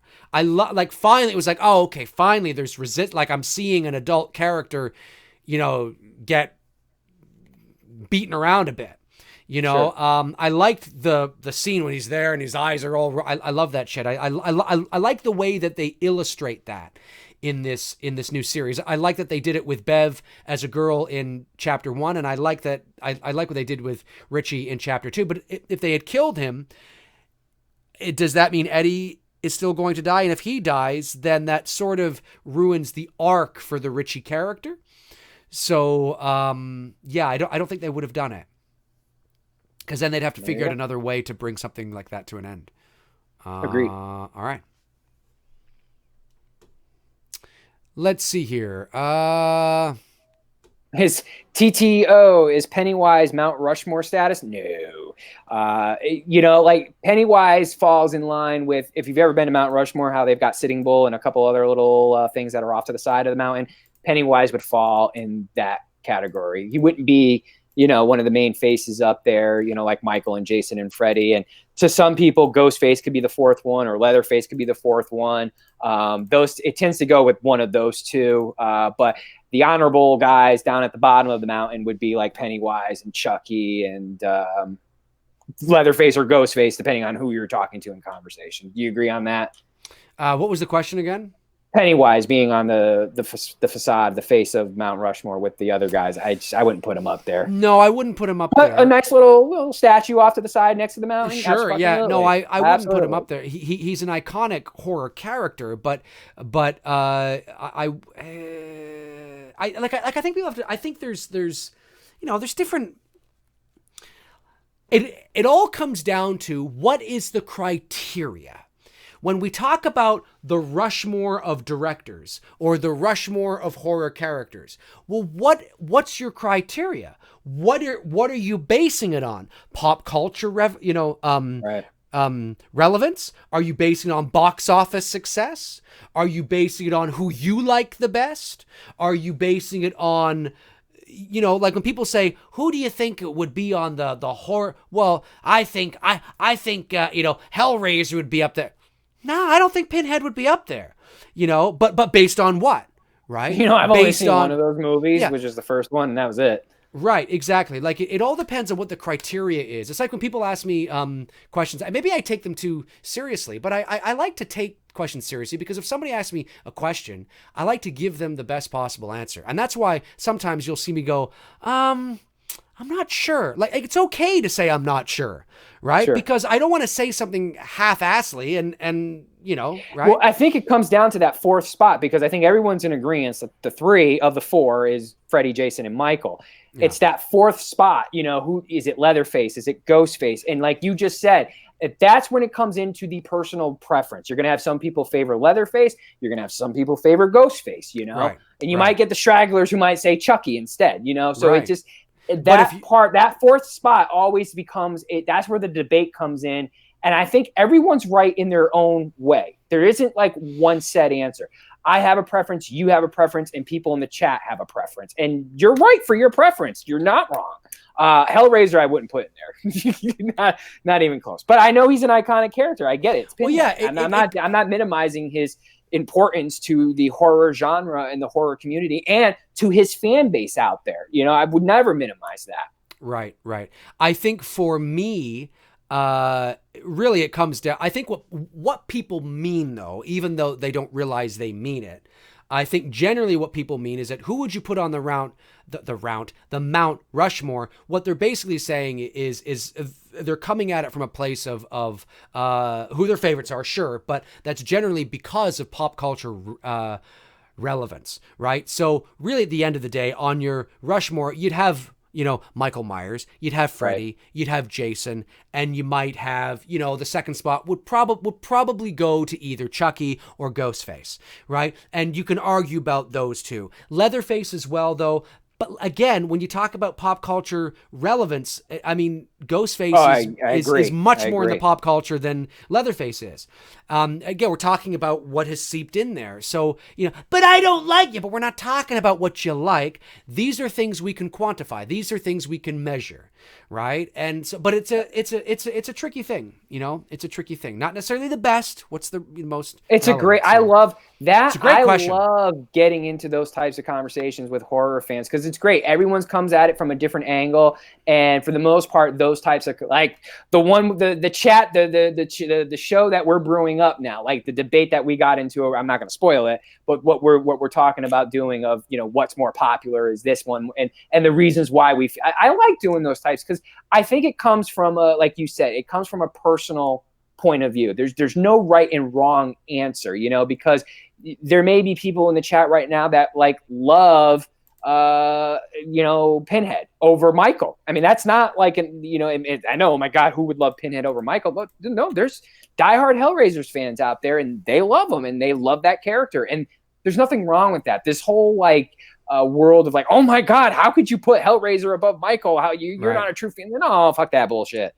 Get out of here with that nonsense, So, all right. Did you get a super chat? I did. From Edward Moody. Hey, D&T, do you guys think there are classic movies? Do you guys think that there are classic movies that no matter what should never be remade? For me, it's Raiders of the Lost Ark and Jaws. Never, as in ever. Shit. Wizard of Oz would probably be at the top of my mind. I hope that's a movie they never touch. I mean, it's trying to picture who else is going to play Dorothy besides Judy Garland, and the Wicked Witch for that matter.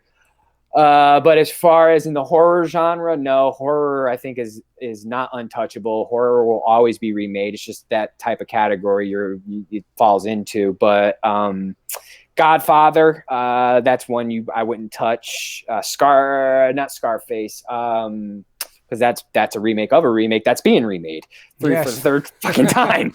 That's right. There's some good, like Casablanca, that's an iconic film. And, there's movies like that fall into that classic, with the Bogart movies and the Cagney movies. And, even, I know they're trying to revamp these monster movies, but I really wish they wouldn't revamp them like the Dracula, Frankenstein, and Wolfman, because there's such a charm to, we're right there now. We're in the season of September, October, November, where these movies are going to be showing up on TV. I love watching those old black and white film. Yeah, it's 1930s and 40s, but there's a charm to it that you just are not going to get when you're watching Bella or you're watching Boris, and these iconic, actors playing these iconic characters that it takes nothing away from, for example, Benicio del Toro's Wolfman. It was a good movie, great special effects. I enjoyed it.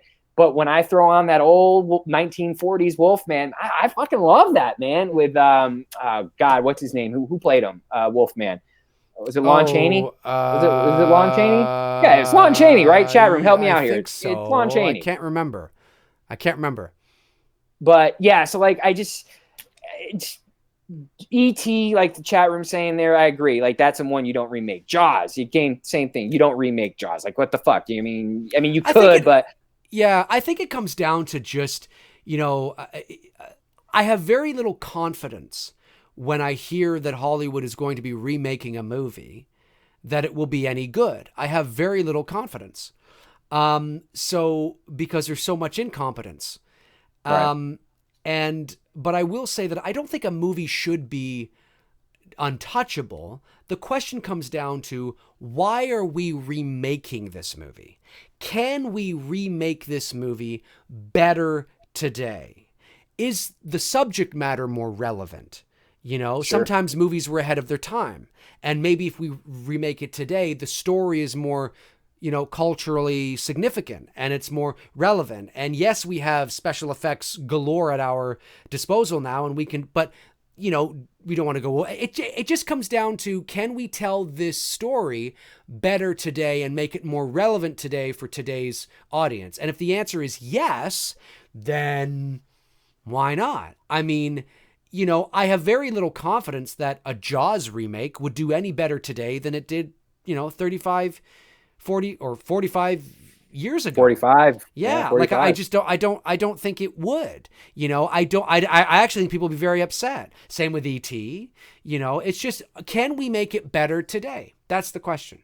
And if you can, depending on what the property is, if you can, well, you know, but like in Back to the Future, I don't think you could make Back to the Future better today, because the charm of Back to the Future was not the effects. The charm had nothing to do with the special, like the reason why people love the Back to the Future films is not because of the special effects. It's the story. It's the story. Is the story a little cheesy and campy?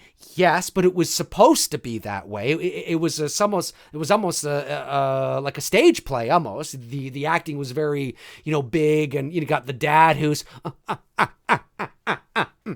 you know, you hire a guy like Crispin Glover, that's what you're gonna get. Crispin was freaking great. Oh, he was great, but the whole Back to the Future trilogy has a cartoony-ish vibe to it, but the reason why people like it is not because of that, well, that's kind of, you know, charming, but it's not because of the effects, it's because of the story. So can we tell the Back to the Future story today better? No. What the hell are you going to tell? Could you do the effects better? Yes, but is that a reason to do it? No. Yeah. You know what I mean? So that's what it comes down to me. I don't think anything's necessarily untouchable. It's just that the question is, why are we making it? You know? Well, that's like when it comes to like the looks of, like, for example, Frankenstein, man. Like, to me, the two, as far as the physical looks of Frankenstein, Boris Karloff and Fred Gwynne. Fred Gwynne played him on The Munsters. Like, when you look at the physical features, I mean, like, they're Frankenstein. Yeah. And I've seen other actors play Frankenstein, but as far as the two top guys who have played that character, it's those two. Mm-hmm. You know, Boris, obviously, from the original monster film run that Universal did, and then, of course, the TV show from The Munsters. Those who never saw that, you know, and been living under a rock since the 1960s.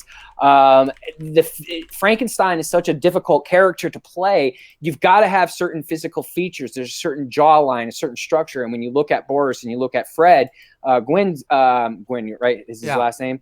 You look at I mean, it's like they just got that look. Dracula, you could almost do anyone. I mean, and same thing with Wolfman. But Frank is a tough character to do. And you've got to, like Dave said, you got to have the right story and the right purpose for it to do it. I'm sure, I mean, at some point they're going to remake them. But I will personally always go back to the 1930s and 40s films and watch them every September and October, because there's just, like you said, there's a charm to those movies that even with modern movies and all the technology in the world can't duplicate what they did in the 30s and 40s. That's right. And, you know, at the end of the day, there's very few new stories, just new ways to tell them, you know? Let's see here. Super chat. A couple super chats came in. Frank Riker. Thanks, Frank. Good old Frank the Tank says, what about horror directors on your Rushmore?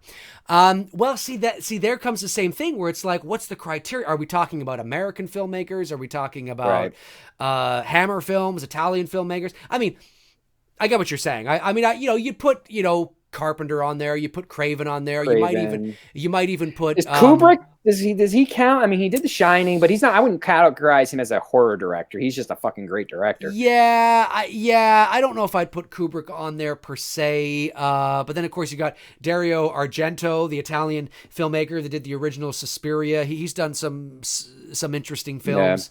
Yeah. Hitchcock, of course, would definitely go on there. And when we talk about horror, we're just talking about the obviously horror has evolved over the years. Eli, he's good. He's solid. I mean, he's current, more current filmmakers. Yeah. Juan, you can put Juan in the discussion because Juan's done some good stuff. But then you would have like a modern Rushmore and a old school Rushmore or something, right?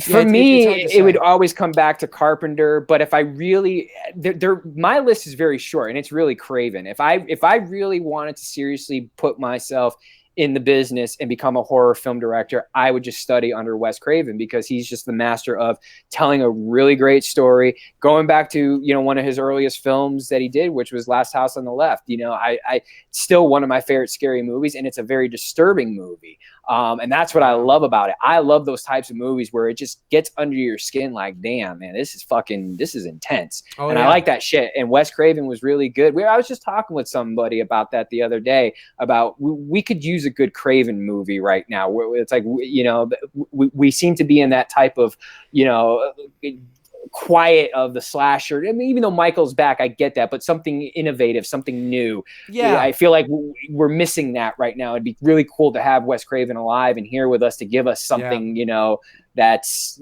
something new and something exciting. Yeah, no, I understand. And I think it's important too that we realize that a lot of the times when you make a list of I don't know why I keep saying Mount Rushmore, is that they're people that have been influential in the genre, whatever genre you're in, talking about. So it's like, I personally would not put Juan on a Rushmore.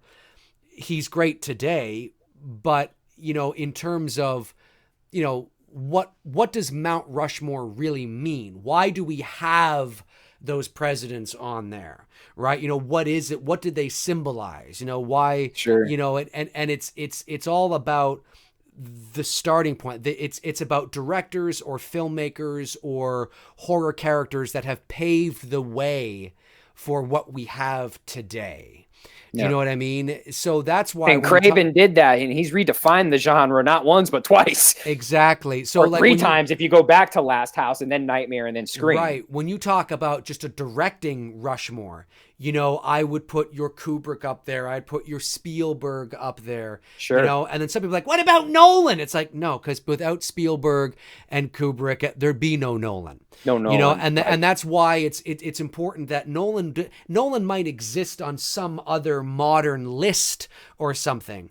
And maybe if the industry continues to evolve, what Nolan is doing now is paving the way for something else. Future. But as of right now, I'm not somebody that puts people who are in the prime of their careers on any sort of best of list. It's one of the reasons why. And there's the Hollywood Walk of Fame in principle, it seems like a good thing. But for those of you that don't know, you are not given a Hollywood star. You buy your Hollywood star. And it costs about $40,000 to buy. And you have to be approved for it. I mean, there has to be, but usually your publicist or your PR, they hey, you know what, it'd be great for you, but it'd be great for marketing, and it has to be approved. And then you have to take care of it. You have to take care of the upkeep of it. It's why to this day, Al Pacino, one of the greatest actors in cinematic history, does not have a Hollywood star. Did you know that, folks? He doesn't have a Hollywood star because he doesn't want to pay for it. It's not what it was. It's not what it was back in the 30s or the 40s when it meant something. Now it means it looks like it means something, but it's also why Britney Spears had her star before Steven fucking Spielberg. You know what I mean? Because she was willing to. And what's Britney Spears now? Nothing, right? Well, so Al Pacino's been one of these guys, and I respect him for it because I'm the same way when it comes to my photography career, is that I don't need awards and accolades, from my peers or something that says, hey, Tony, you did a good job. I know what I'm doing. I know, I don't need that. And Pacino's the same way, and that's what I respect the hell out of him for. Yeah, and that doesn't mean that the people that do have their stars are the complete opposite of that. No, I get what you. But the how it works is it's not like you're going along with your, well, actually that's not true. I mean, you could go along in your career and somebody could, but a lot of award shows are like that as well. Sure. A lot of these trophies and things like that, they're bought and paid for. Yep. Now they're not bought and paid for by the actor per se. It's usually by the studios or their publicists and things like that. I should do a video on this and really sort of give the reality for those of you that may not know about how this really all works. Even the award shows that I go to and I've been to. Bought and paid for, right? Yeah, of course, 100%. Am I going to turn it down if they want? No, course not. But I'm going to have to buy it. That's the way these big Hollywood shows work. So, so how it so where the hell was I going with this? Oh, I was going with this. I was basically now you sound saying, like me, Dave. Come on, you're steering this ship. Don't leave me in charge of this ship, or else I'm going to sink us like the Titanic. Where the fuck was I going with this? I was basically trying to say I go in a roundabout way, folks. I yap and gabber and McRae, shut up. Anyway, so I was saying that that it's important to understand that I like it when we talk about Mount Rushmore and people that are at that have earned it, Yep. And if Britney Spears, I had just got back from Los Angeles in 2003. I was there for an acting convention. I was performing. I was part of an acting troupe with the agency that I was with at that time. I won a couple awards for my acting when I was there, and it was really cool. And it was like an event, like a contest. And I was 24 at the time. Anyway, when I got back, I had just learned that Britney Spears had got her star on the Walk of Fame. Now, in 2003, Britney Spears was a somebody. But I even remember saying to my acting class, shouldn't they wait to see if she has any longevity? Like, shouldn't they wait? Like, your star, your Hollywood star on the Walk of Fame, is like it should be like a lifetime achievement award. You know what I mean? Like, you have this wonderful career, here's your star. Nope, she got it. And what's she doing now? Nothing, but there's her star. Now, you could look at it and say, yeah, I'm good. But what about... I don't need Britney to hit me, baby, one more time. I'm good with that. But at the same time, it's no longer about that. It's more about pop culture significance now. So now there are people that can come and go, or that can come and make an impact in some sort of way. And if you leave a lasting impression, you get your star on the Walk of Fame. And there's always been that as well. But anyway, it's a whole other thing we could get into. But the point I was making was I like to talk about Rushmores in the sense of, have these people earned it? So when I talk about directors, I wouldn't include a Juan on there, because although Juan's done some good stuff, he's still relatively young. What's the longevity going to be like? Now, the horror movies he has done have made some impact. Okay, great. Let's see where it goes.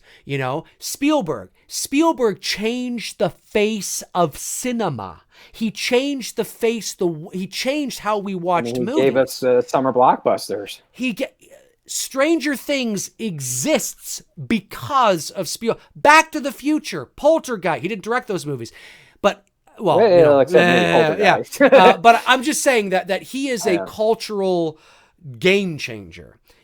So anyway, we could go on and on about that, but I like to look at it that way. Who are the granddaddies of and why are they on there? Not just who's popular and current, but who's changed the face of whatever it is we're talking about. And speaking of Spielberg, Michael Myers says, or asks, I should say, what is your favorite Jurassic Park character, and can you do a Two Dudes and Bullshit about the Jurassic Park series in the future? I can definitely see that on the horizon. Probably not anytime soon, because we're about to go gun-ho hardcore into our horror theme from between now and through Halloween. It's going to be, just nonstop horror. In your face. We've been planning this all year round, but I definitely think when we get through Halloween and past that, I'm cool with doing Jurassic Park. Yeah, I'm okay with doing that. Now, to be fair, our favorite character, I don't really know. That's your wheelhouse better than mine. I have to admit that I haven't seen, and I know this sounds weird, but I haven't seen the 2 Jurassic World films yet. So, really? Yeah, okay. No, I haven't. I've seen the Jurassic Park movies, obviously, 1 through 3, I guess. So we'll have to figure out whether we want to do Jurassic Park and World, or just Jurassic Park, or I'd say just do the whole damn 5 movies, because they're all really connected to each other. It's not like, you know what I mean? But you'd have to see the 2 to. I would, which I have no issue doing. But you had a couple super chats also come through too. I think Dreadmem77. Thank you for the super chat. Much appreciated. Dave, Tony, thoughts on either Brightburn or Midsummer? Did you prefer one over the other? I have not. Oh, I saw Brightburn. I thought Brightburn was all right. It was entertaining. I don't think it was good enough that they're going to make a sequel. But I thought I enjoyed myself. I was entertained by it. Midsummer I've yet to see. Have you seen Midsummer yet, Tony? Yeah. Okay. I haven't seen it. I haven't seen. Apparently, there's like a 3-hour director's cut that's been released now in theaters or something like that. Something weird. I won't be watching that. Okay. Oh well, there you go. I haven't seen it yet. That's how I feel about that. So we'll leave that because Dave hasn't seen it yet. So there you go. All right. Well, we'll see how I feel about it. Wayne Downey says, I think Casablanca could be remade. Maybe not 20 years ago, but now with the passage of time, it could be interesting. Not many people are familiar with the story. You never know, Wayne. You could be right. Let's see here. Super chat from Sweet Tea. Sweet Tea, who's also a good supporter of mine on Instagram. Oh, yeah, Sweet Tea. It too was okay. Too much CGI in her opinion. I definitely agree with that. Dave and I definitely touched base on that. And then she followed it up with a $5 super chat just for the channel because you guys rock. Thanks. Oh, thank you so much, Sweet Tea. You are amazing. All right. Jason Barbie, super chat. Thank you, Jason. Says, Argento has nothing on Kubrick. We're all entitled to our opinions. Argento has nothing on Kubrick. He means that Kubrick's better. I totally agree. I think he meant the other way around. Argento has nothing on Kubrick? No. Because I think someone said Argento was better than Kubrick in a comment up, and I think he was responding. Yeah, because I saw that comment.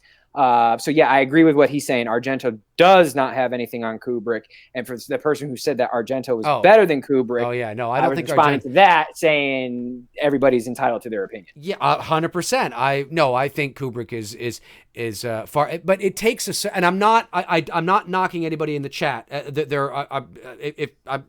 is just my own thoughts. I think it takes a certain level to watch a Kubrick movie, and maybe you are somebody that is at that level and you understand the nuances and the psychology and the layers that are in Kubrick's movies that are intentionally there. And I'm not just talking about The Shining. I'm talking about all his films. It's a whole other level when it comes to Stanley Kubrick. He's one of the greatest filmmakers in history. And there's a reason why people say that. It's not just, cinephiles being, I'm so much, hello. No. There's he was an artist you can actually his craft, quantify. Kubrick. Yeah. Oh yeah, absolutely. And he was a photographer before he was a filmmaker. Yes, sir. Let's see here. The Kenny_525 says, hey, Dave and Tony, if you could choose to die by any horror character in a movie, thank you for specifying in a movie and not in real life, who would it be? I think I'd like to be killed by Man, because it's hard because there's so many ways I could have fun with Jason. I could have fun with Freddy. You can have fun with all of them. Somebody the other day asked me, Dave, do you think Blumhouse would ever put you in a horror movie? And I said, in a Halloween movie. And I said, no. Blumhouse doesn't know who the fuck I am. I mean, maybe somebody who works there knows my channel, but who the fuck am I? And B, I'm very outspoken about the Halloween franchise. So I'm probably not exactly their friend. And if they were to put me in a Halloween film, I can guarantee you they would probably want to kill me in a very unflattering way to make a point. In the opening act. In the opening act with no lines. Let's just put it that way. Yeah. Naked. No, I don't know. God, I don't know. That's a great question because my heart leans a little bit towards Mikey. Wouldn't mind getting off by him. Jason, Sackhead Jason for sure over Hockey Mask Jason. I'd want to get if I had to choose between one of the two. Yeah. I think it would be Sackhead Jason would be the one because I wouldn't mind being at a summer camp, having sex with a hot girl and being Kevin Bacon and that wasn't Jason. That was Jason's mom. But you get what I'm going. Okay, let's Friday 2 and Amy steals my girl or Sandra, Jeff and Sandra. Yes, there you go. And get the fucking pitchfork right through my I don't know. My back. I think I would just like when I'm Spear. Sorry, I was thinking Pitchfork was Halloween 5. I brain fart for a second there. Spear. When I run out of the room away from the killer. I want to go through the wall, and I want the outline of my thing to be like a cartoon. I'm kind of like this, That's what I want. Let's see here. Steve Down Under says Sharon Stone for you, Dave. Ooh. Sharon Stone In the you just mean 90s. in Still general? to this day, I would. In general, yeah, absolutely. Sharon Stone's very attractive, but I wasn't. I was always a late bloomer when it came to girls. I was always into girls. Like I always thought girls were pretty, but when I really got into girls, I was already like 13. So by the time I was 13, it was 1994. So Basic Instinct was a few years prior, and things like that. So definitely Sharon Stone is, she's attractive, but I gotta say I'm a brunette guy. So not that blondes aren't attractive. Of course, blondes are attractive. I'm just talking about preferences, right? I'll always notice a brunette over a blonde if a brunette and blonde are together. It's that kind of thing. Girls See, have for that me, kind of thing too. I'm an ass man. So if she's got a good ass on her, I don't care if you're blonde, brunette, or redhead. If you got a good ass, I'm coming. I'm like Jaws. Cosmo Kramer. I'm coming at you like Jaws and fucking killing that girl at the beginning of the movie and pulling you down with me. Cosmo Kramer, the ass man. There you go. The J Hookmaster, Tony, your thoughts on Terrifier and All Hallows Eve, which are, for those who don't know, that they are connected with Art the Clown. Yeah. I think I'm in the majority with this. Terrifier was 100 times better than All Hallows Eve. No, nothing wrong with All Hallows Eve because I don't like criticizing independent filmmakers. I do not like doing that. But of the two, right, I'm leaning towards Terrifier. And I think have you watched it yet? Are we ready to do a stream? Not yet. We're just waiting on Dave, folks. It is coming. We are going to do a Terrifier review, and once Dave watches it, we're going to talk about it. So that's where I'm leaving it because Dave hasn't seen it yet. Yeah, I gotta watch it. Let Dave see it, and we'll go from there. That's right. PC Pierce, super chat. Thanks, PC. One night, one time, any girl from the Friday the 13th franchise. Oh, you know where I'm going. I don't even need to say it. Dave, speak it for me. Who would it be? Ginny from Friday the 13th Part 2. You think? Amy Steele all the way, boy. Amy Steele. I would say... I wish she had an Instagram, but she doesn't. I would say... geez. I don't know. Okay. Do you have a favorite Friday? Well, you know what? I don't think I do. I will say, though, the main lead... I mean, yeah, Amy Steele is definitely cute, but I want to pick something else, just to be different. I like the main girl in Friday. Of course, she's kind of a brunette. The main lead in Part 3. I forget her real name. Alice? But she was. Alice is the original. Sorry. Yeah. No, it's I forget her name. Not Karen. I was gonna say Karen. The chat room will let us know. The main lead in Friday the 13th. Maybe it was Kristen. I think that's it. I'm trying not to look it up. Chat room will help me out. The chat room will tell us. We'll go to 9:30 tonight. So like 10 more minutes or so. Chris. Thanks, Frank. Frank that was close. That's right. I thought she's cute. So she's attractive. Off the top of my head, her. Okay, her. Yeah. But if I thought about it a bit longer, I might be able to pick somebody else. Second in line for me, if I wasn't going my predictable, my love for Amy Steele, it would probably be the blonde from Part 6. She was fucking hot. She was attractive. She had a nice ass on her. There were some nice shots that Tom threw in there for us.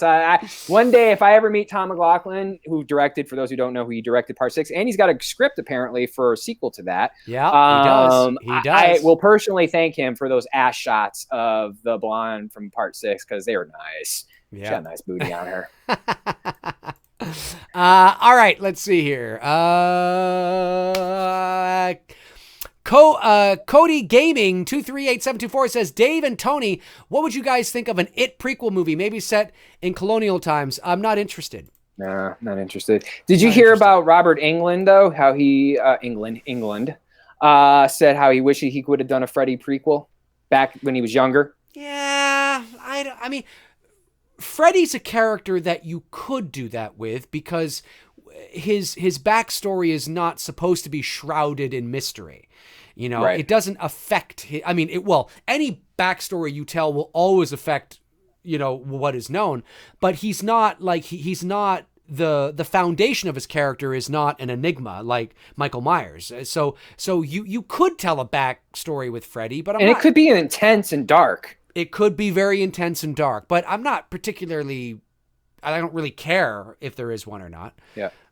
Let's see here. Super chat, Grave Warmer. Thanks, Grave. Any trailer catch your eye at the theater? Well, I did go. We were just talking about that before the stream.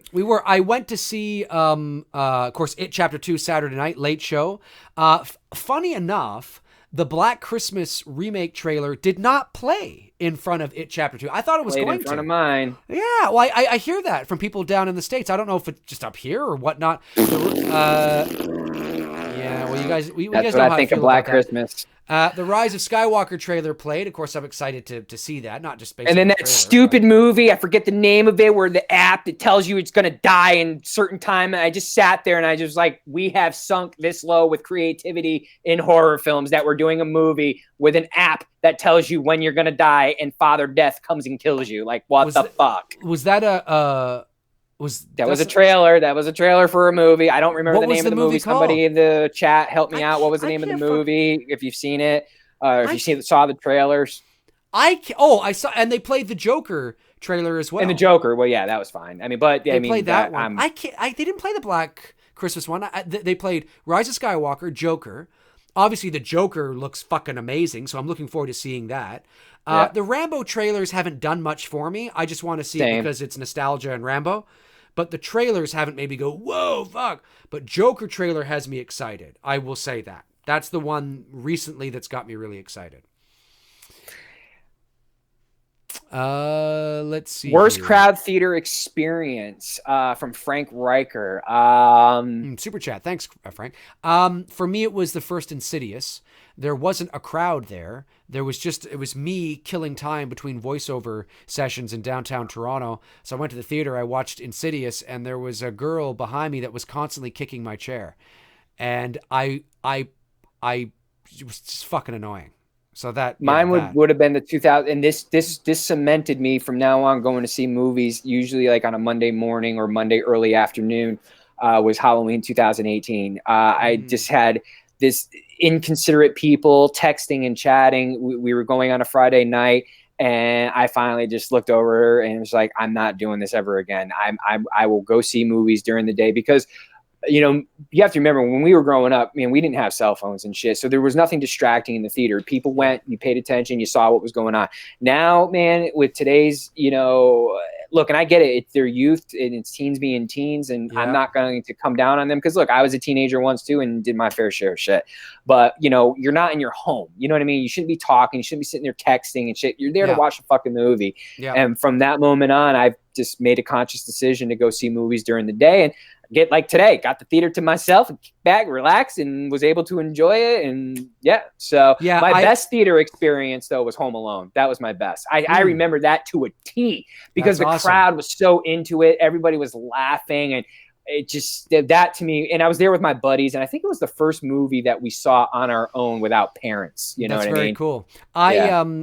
I'll say that no, you're right when you say about the phone. Like I'll be on my phone for a minute or two while I'm sitting down before the theater starts. But as soon that's different. As soon as the trailers begin, my phone is away, and I have no issues not looking at it for 2.5 hours. When I went to go see Godzilla, and there was a kid in front of me. When I say kid, he's probably, I don't know, late teens, and he's sitting in front of me.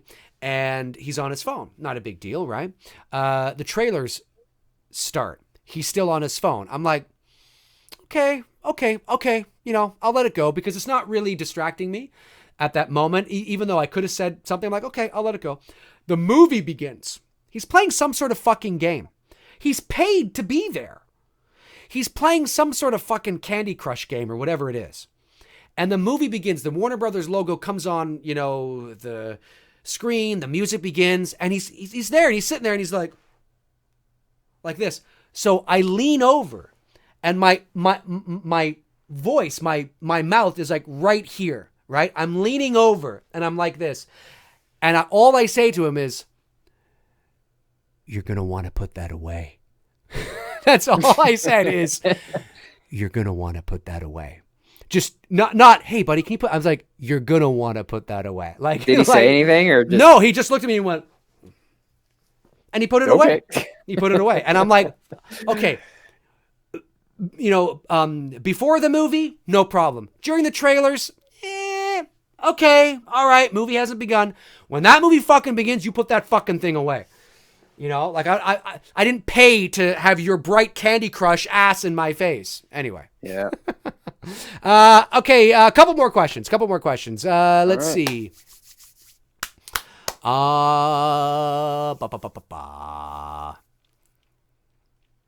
Let me see here. The Film Addict says, favorite live performer, Freddie Mercury or Michael Jackson? For me, I'll say Freddie. Very different. Freddie, yeah, because who are we talking? great. Are we talking Michael in the '80s with Thriller and Yeah. Off the Wall and Bad? Because those were like three, and he was really at his peak of performing. I'm not saying the shit he didn't do in the '90s was cool, but the Michael music that I prefer would be Off the Wall, Thriller, yeah. Bad. Those are the three albums that I usually tend to lean toward. But Freddie, man, the difference between Michael and Freddie is, and I can't say 100% sure that Freddie didn't lip sync, but Freddie didn't lip sync. Michael, was lip syncing because the dude was just dancing up a storm on stage. Well, that's what it is too. Like, people have to understand that when you watch concerts like, Britney Spears or whatever, if they're running even like Backstreet Boys and shit, if they're running across straight, the stage going, yeah, exactly. And I mean, their music would be, singing. I don't want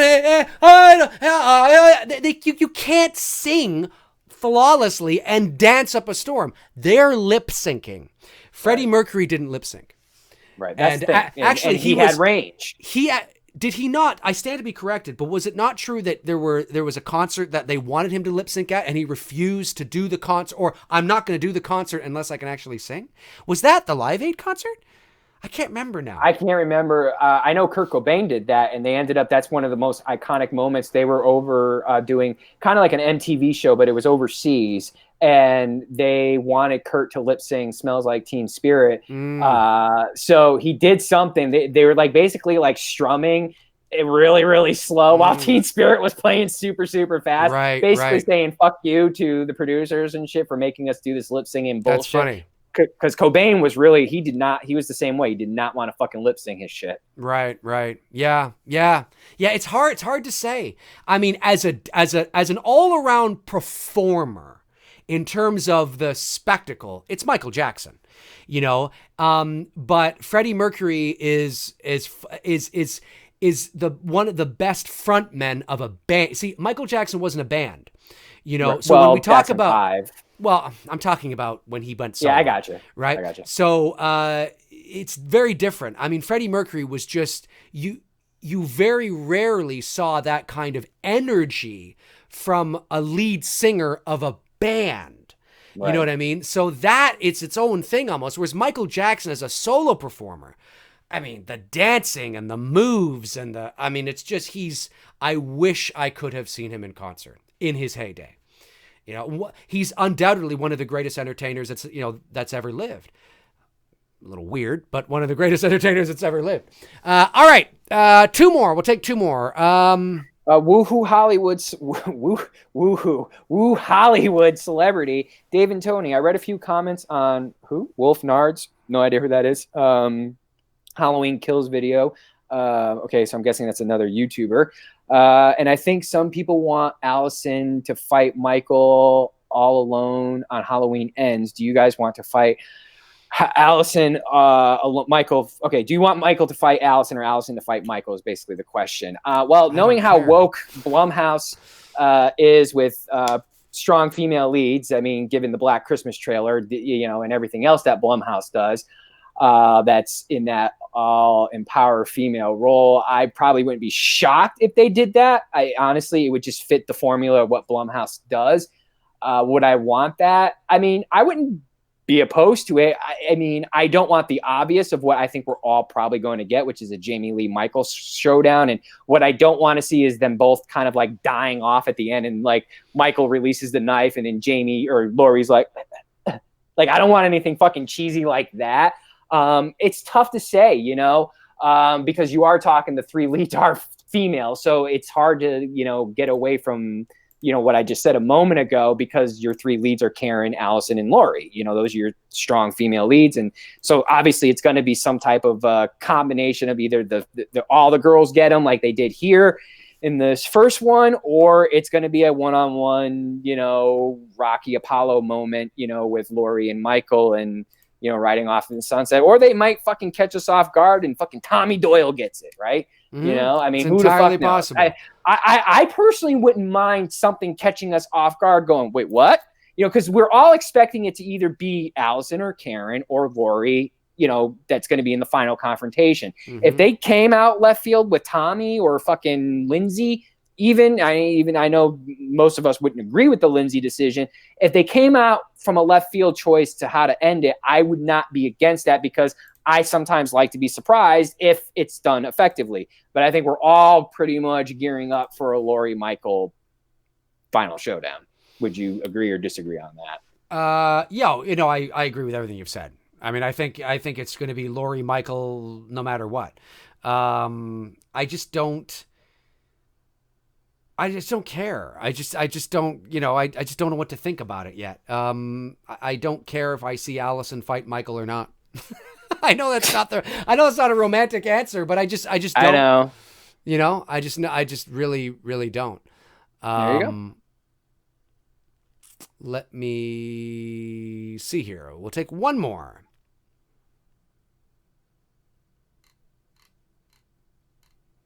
We will go with... You get it, dude. Did you get all the super chats just to make sure? I did. Yes, I believe so. Okay, let's take Tyler Trigg, D&T. Why do you think Hollywood keeps drowning horror in CGI when it can't be that hard to tell the fans when it can't be that hard to tell that fans do not enjoy it? Well, I think because at the end of the day, it's cheaper than practical effects. You can allocate money elsewhere, and it does a serviceable job. It's not that CGI, like it really does. It's top quality computer generated imagery. The problem is not the CGI in and of itself. The problem is the blending. I think the answer lies in the balance of practical effects and CGI. Like some people say, it's like The Force Awakens. That was all practical effects. No, it wasn't. The Force Awakens was loaded with thousands of visual effects shots. You just didn't notice it as much because they blended it really well, and that's like there were many, like in that cantina scene in The Force Awakens, right? That scene. There were a lot of characters. What was that song again? There were a lot of characters in there that were practical effects, right? People in suits and costumes. There was a shitload of visual effects in that scene too. Yeah, there was. But it didn't stand out because of the way they blended it, the lighting, the way it's the compositing. It's the way it's all about. And would that be because of the song? Stuff. It's all about the song, baby. Yes, it's about the song. I just think that at the end of the day, I don't think. Look, CGI is a reality of movies, whether it's horror, action, whatever the genre is. It's the reality. I don't want them to get rid of CGI. The answer is not getting rid of CGI. The answer is using it as a tool to complement scenes. Yep. That's what you do, right? And I think that it would be cool to give art departments some more practical things to do, and then you complement it, with computer-generated imagery, and then it doesn't look as fake or computerized, right? That's I think where the balance lies. So why do I think they keep doing it? Because it's part of making movies now. It's cheaper to do it. It's much cheaper to do that, to render an effect in a computer than to build one practically, and it comes down to money, and it does a serviceable job. I mean, imagine that lady that comes out of the dark, in the kitchen, the boom, boom, boom, boom. I mean, imagine doing that practically. Would look really cool, but it's a lot easier to do on a computer. Sure. And it looks good. Like it looks, so it's just easier. Money.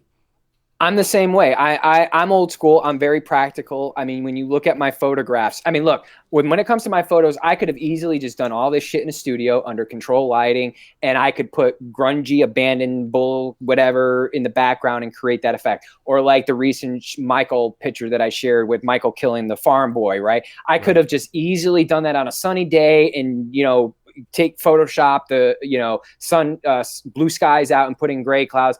I'd rather get it. If I have a vision in my mind, I want to get it practical. So if I want a moody Michael Myers picture with gray clouds to create this really dreary look to my photograph, I'm just going to fucking wait till a fucking cloudy day to do it. Or if I want to do a Freddy shoot like I shared on my Instagram stories, you guys saw that big ass giant abandoned building that I went into. That's great. That has this awesome fucking boiler room and shit.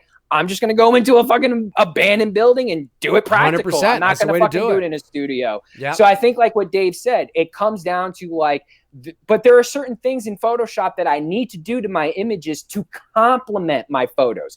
It's practical. We are in an abandoned building inside of a real boiler room, but there's color manipulations and there's things that I'm doing. I might make the claw a little bit bigger because I want it to be in the viewer's face, so I might just do something to the hand to make it look, or, like the Michael knife, when people say like, dude, that Michael knife looks huge in his hand. There's a reason why. Maybe it's the camera angle, and then I add a little bit of a size to it in Photoshop to complement the photograph. Just like Dave said, there's a point to how to use CGI and using that as a part of your artwork, and not so that it's over drowning to where it's all fucking CGI. It's a tool. Filmmakers should look at CGI like a button in Photoshop, and it's exactly you don't create the image with that button. You use the button to complement it. And I think CGI is most noticeable in movies that do such a good job at setting mood and when you do such a good job at creating a real world environment where things feel ritty. I can't speak today. Where things You are me, man. Like we have reversed this shit from last week. Where things feel real, right? It's a real world environment and things feel real and tangible, like, the two It movies sort of do. It feels they do such a good job in the production design. They do such a good job with the production design on both It movies is fantastic, that when all of a sudden you throw something that's very CG in there, it feels very out of place. Because everything else feels so real world lived in. It's like what George Lucas did with the Star Wars the original trilogy. Like when you watch A New Hope, especially A New Hope, you have a real gritty, real world lived in feeling. And all of a sudden there's this CG Jabba the Hutt that looks atrocious and looks so out of place. Because everything else looks gritty and tangible and real and grounded, and nothing will ever beat the original Jabba. Nothing. No, but the CG, it looks awful. And then, anyways, not to go off on a tangent, but that is when CGI is most noticeable, is when you have that, you do such a good job at making us believe in the world, and then you throw in something that's very weird looking, that's not real world looking. And you have to, you don't not use CGI, but just use it to complement the world, like when the lady, comes out of the dark, that was really good. But then you went to the mouths on the neck. It's like, just too much. Yeah. I wouldn't have done that. I would have shown her go blum, blum, blum, blum, blum, like this, and then cut to Bev, and then maybe not even a cut back, maybe cut to a dark, like a shot from far away, where I guess they kind of did. But anyways, that's a whole other fucking thing we could talk about. But yeah, just use it to complement it. That's what they need to do. Balance. Steve Down Under, thanks guys. You are both awesome. Thanks for the super chat, thanks. Steve. Much appreciated. Hey, Michelle Lark wants you to do one more Trump joke before we end the stream. I'm assuming meaning in Trump's voice. So yes, that's right. Michelle, you are tremendous. Tremendous, so Michelle. What would Trump think of It Chapter 2? I thought it was tremendous. It wasn't long. It was wonderful. It was fantastic. I made longer movies than It Chapter 2. I love it. It was wonderful, fantastic. Love the characters. I should have been Love in the it. clown. The only qualm is I should have been Pennywise. Okay, I should have been Pennywise. That's what it should be. But it was a tremendous movie. And Michelle, you are lovely and tremendous. Come to my office after work. Okay. Well then. Don't go to his office. Don't go to his office, Michelle. Love it. It's amazing. It's fantastic. Trump. There you go. All right, Fucking guys, Trump. that'll do it for us for episode 38 of Two Hey, Dudes and Some Bullshit. Are we going to capitalize on this coming Friday, or what's the game plan? I'm not sure yet. I might not be able to, so we'll talk about that off air. Good. So we'll see what happens. But yeah, so appreciate the support, appreciate the super chats. You guys are amazing. Frank, thank you so much for thank being you, Frank. First the night moderator. being the moderator. Good You job. are amazing, Frank. Really appreciate it. And that'll do it for us. And if you want to follow Tony on Instagram, his link is in the description. I'm on Instagram as well. All my links are down there too. And we will be back very soon. We'll let you guys Very know soon. when we'll be back. All right, that's going to do it for us. We'll talk to you guys later. Cheers.